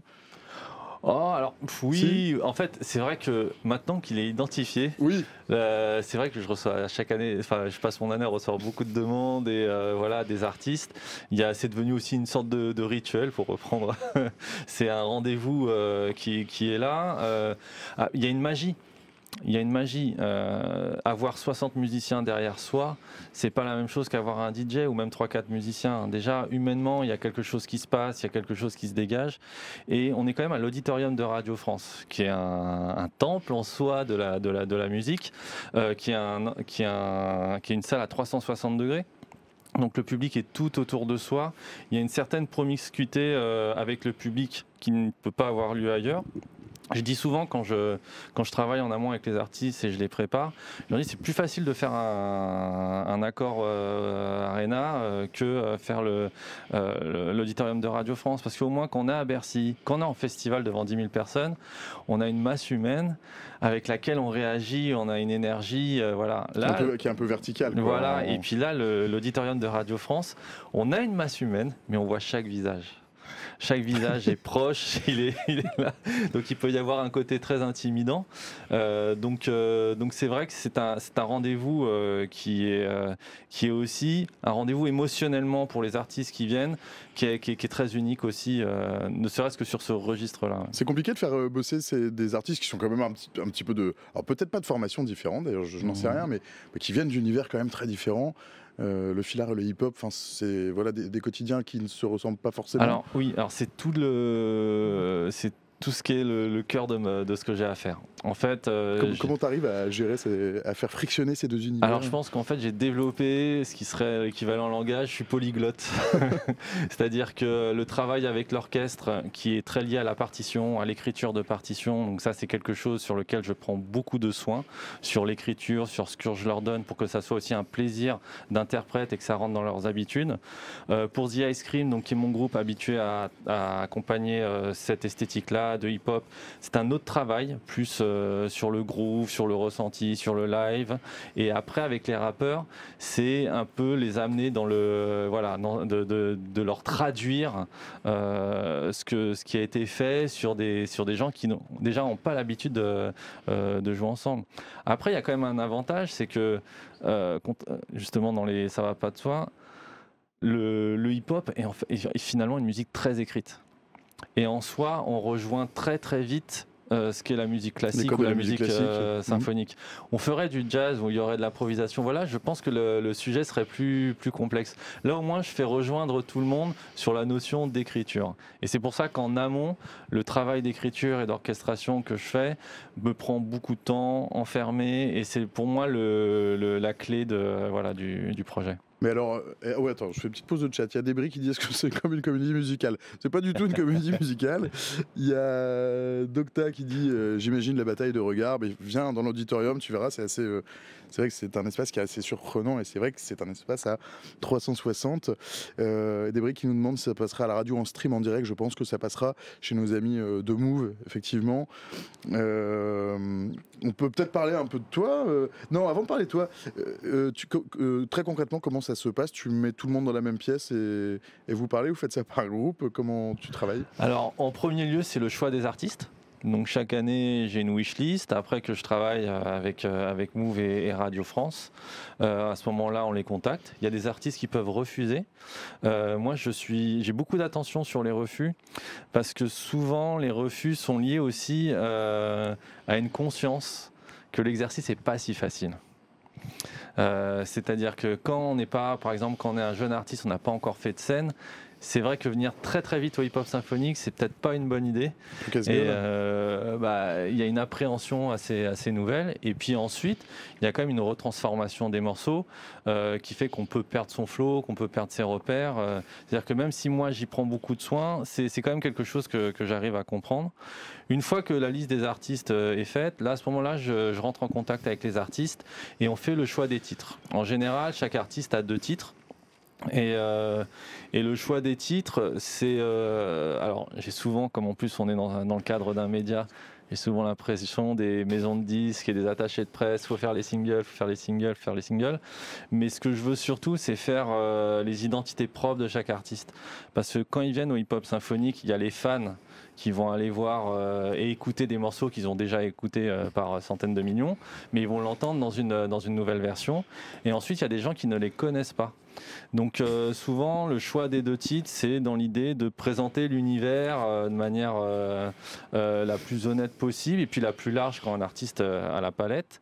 Une fois que ça s'est fait, qu'on a les titres, c'est là où je m'enferme, on ne voit plus. On a une phase d'écriture, d'orchestration que je fais en collaboration avec Camille Pépin. Et une fois qu'on a fini, je réapparais, je ressors de ma caverne. Je livre les partitions à l'orchestre qui, eux, vont faire leur travail habituel. Ils reçoivent les partitions, ils travaillent, ils regardent les traits, il y a toute une préparation de leur côté. Je livre mes maquettes à The Ice Cream qui, eux, font le travail de quelle est la forme nouvelle, les grooves, voilà. Et là, je retourne voir les artistes et je les prépare par rapport à ce qui pourrait être nouveau ou pas, par rapport aux morceaux qu'ils connaissent. Et puis, je les prépare aussi sur ce qui est la particularité de ce show, même d'un point de vue technique et scénique, quoi. Le hip-hop a fêté ses 50 ans après sa naissance aux États-Unis en 73. Alors tu me diras que c'est peut-être contestable. 40 ans après son exportation en France, c'est le premier genre musical écouté en France. Et pourtant, c'est toujours un genre un peu à part, qui n'est pas dénigré, mais qui n'est pas encore rentré dans les grands tubes conventionnels. Pourquoi il y a encore une résistance comme ça ? C'est un grand débat, ça. Non, mais c'est-à-dire que c'est arrivé à l'auditorium de la maison de la radio et de la musique et on arrive à le faire interagir avec un orchestre philharmonique et on n'en est toujours pas à considérer, de mon point de vue en tout cas, que c'est un genre noble. Qu'est-ce qui reste comme résistance ? C'est quoi le dernier mur à abattre ? J'allais dire. Alors avant la phrase, c'est quoi le dernier mur à abattre ? Parce que j'avais pas envie d'abattre des murs, mais la résistance, j'allais dire, c'est la France. Oh bah non, mais... non, mais en fait, on a. Ma question, je crois qu'on l'a déjà posée 1500 fois. Mais, non, mais en fait, elle se pose puisque de fait, ça ne bouge pas tant que ça, quoi. Oui, mais je reviens là-dessus. Je pense que c'est vraiment une histoire française. Et je vais même plus loin, je pense que le dénigrement qu'on peut faire au hip-hop français, c'est le même qu'on faisait à une époque à des artistes comme Jodassin. C'est-à-dire qu'il y a en France, historiquement, sur la musique populaire, quelque chose qui fonctionne pas, quelque chose que c'est de la sous-musique. Moi, je viens du jazz, du conservatoire en classique. Quand j'ai commencé à faire du hip-hop, j'ai eu beaucoup d'amis qui, la main sur l'épaule, mais Issam, qu'est-ce que tu vas faire ? C'est pas de la musique. Pourquoi tu fais ça ? Voilà, il y a cette il y a cette tradition un petit peu française, un peu malheureuse. Alors après, qui change, je trouve qu'il y a quand même beaucoup de raisons d'être plutôt optimiste aujourd'hui. Mais il y a ça qui existe.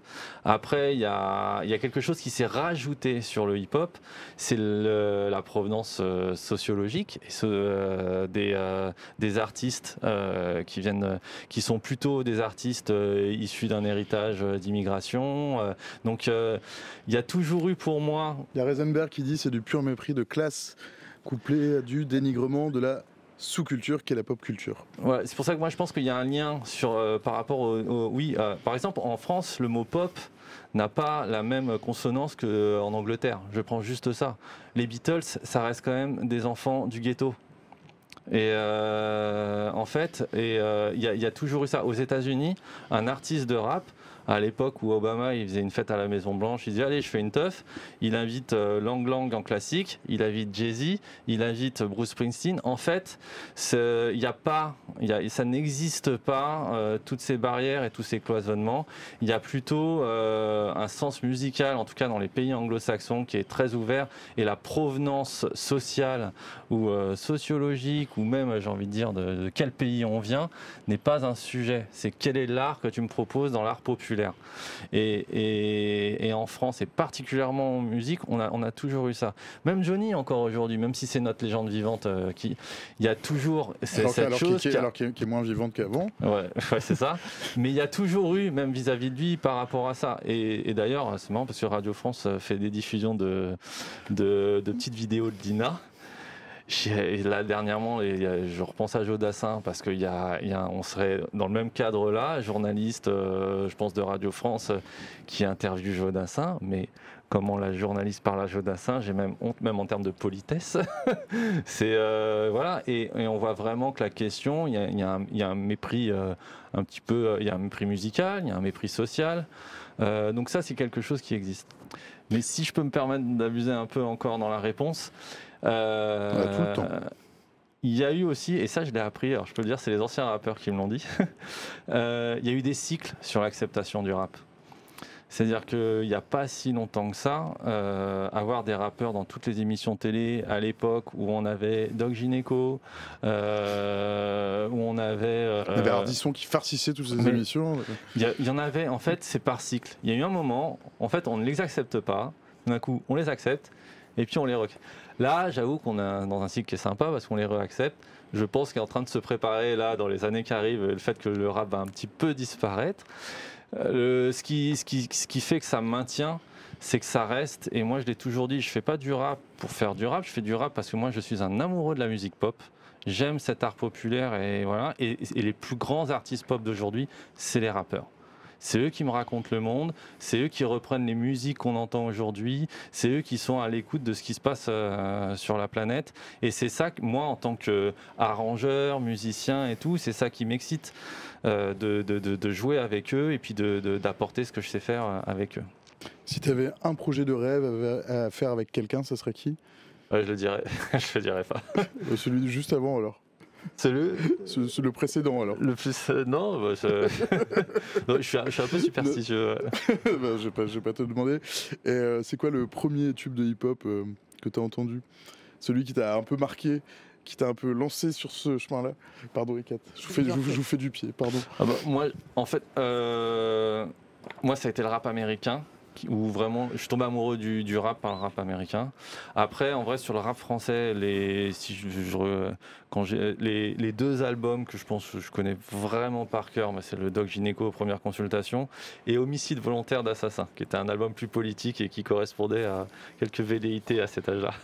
Est-ce que maintenant on devrait s'intéresser à quelqu'un qui monte là tout de suite, pour ceux qui peut-être qui aiment ça mais qui ne connaissent pas grand-chose parmi les gens du chat par exemple, ou pour Ekat ou pour Paul ou pour Hugo qui est à la régie ou pour moi par exemple C'est-à-dire des connaisseurs mais pas des professionnels. Ah, je sais pas. C'est le conseil du pro. Ah, le conseil du pro. Mais je suis de mauvais conseil. Non, mais parce qu'en fait, il y a aussi une particularité aujourd'hui, c'est qu'on a beaucoup d'artistes. C'est-à-dire qu'on a vraiment... Un qui mériterait d'être mis peut-être un peu plus en lumière en ce moment. Oui, mais c'est la musique la plus écoutée. Donc en fait, là, tous les noms auxquels je pense, j'ai pas... si je dis SCH, si je dis Chacola, si je dis Gazo, moi j'ai un gros faible pour Gazo, par exemple. Voilà, je vais plus dire un faible, voilà. J'ai un gros faible pour Gazo, qui était venu l'année dernière d'ailleurs. Parce que musicalement il y a quelque chose et il y a un esprit hip-hop très fort que je trouve qui renouvelle. Il y a Hugo qui est à la régie qui me fait un petit signe parce qu'effectivement on avait préparé un petit mix avec les images de l'année dernière. Tu les as, Hugo, peut-être? Bloqué dans le passé, le futur qui grince. J'ai fait ce que j'ai fait pour les petits princes. Faites la relax, l'auteur du crime sort. Wanted par les bioman et il sort. Je suis Richard comme Maître God. Je leur mets 2 millions comme les Windsor.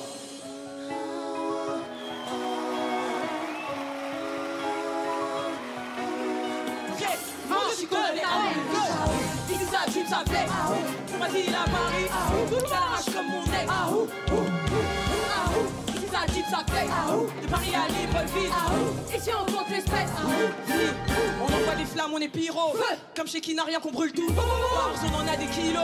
Mais bon à skip ça fait pas tout. Sous-côté mais je suis en train de piquer mes ailes. Piquer mes ailes, rouille à mes ailes. Je fais du sale et puis je fous les sommes à tous ceux qui décident de me faire une poussette. Oui c'est la recette de l'eau. J'évitais dans ce putain de gamme. Mais je fais facette que tu fais mon assiette. Tu n'auras que le reste. Si tu me t'as dit qu'on me tirait ça. Mon arme de vite de fort. Bing bang, bing boom. Avant le ding dong, ding dong. Sur des joues, départ de King Kong. J'ai le temps, le plus fou. Marseille à Hong Kong. Saint-Jean, comme Bisou. Soprano, Wolfgang. 3, 2, 1, let's go.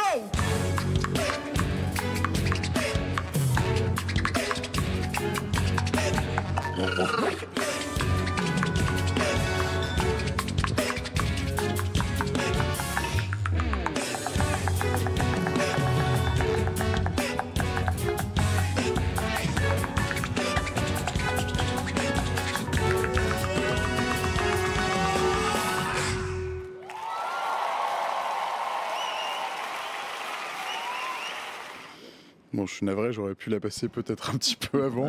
Les gens auraient vu un petit peu ce que ça va être. Ça va ressembler un petit peu à ça cette année. C'est ça. Dans l'esprit, je suppose. Oui, puis en plus là, c'est une belle palette en termes d'artistes. On avait Fianso, Soprano, donc les filles du collectif Yahoo, donc Vicky R, Le Juice, Davinor, Chila et Bianca Costa. Et on a fini très intéressant. En fait, c'est la première fois, et là pareil, les grandes premières fois mondiales avec le hip-hop symphonique, où on était avec un groupe de beatboxers. Donc tous les rythmes avec la voix, et donc qui s'appelle Berry Wham. Et c'était marrant parce qu'ils sortaient juste de leur avion en revenant de je sais plus Los Angeles ou quelque part par là, parce que ils sont champions du monde de beatboxing. Donc, c'est rigolo. Donc complètement jetlagué, c'est ça? Oui, c'est ça. Et puis non, et puis c'est très enfin Berry Wham, c'est très impressionnant. Et Mathis qui me fait signe que l'heure tourne, effectivement l'heure tourne.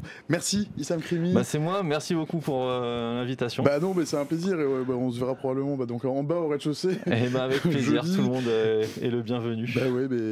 Alors je crois qu'il y a des places à gagner encore mais alors branchez-vous sur l'antenne du Move. Ce sera en tout cas jeudi à 20h à la Maison de la Radio. Donc pour ceux qui ont la chance d'avoir des places, ça sera diffusé aussi par ailleurs sur le site du Move. Ça sera là en décembre. Merci Issa, merci Paul, merci Ekat. Merci de nous avoir rejoints pour cette petite heure au 3e étage de la Maison de la Radio. C'est la fin de ce stream. Merci de l'avoir suivi. Merci à tous nos invités, ceux qui sont encore là, ceux qui sont déjà partis malheureusement. Merci à Hugo, à la régie. Merci à Stéphanie pour le décor. Merci à Mathis à la programmation.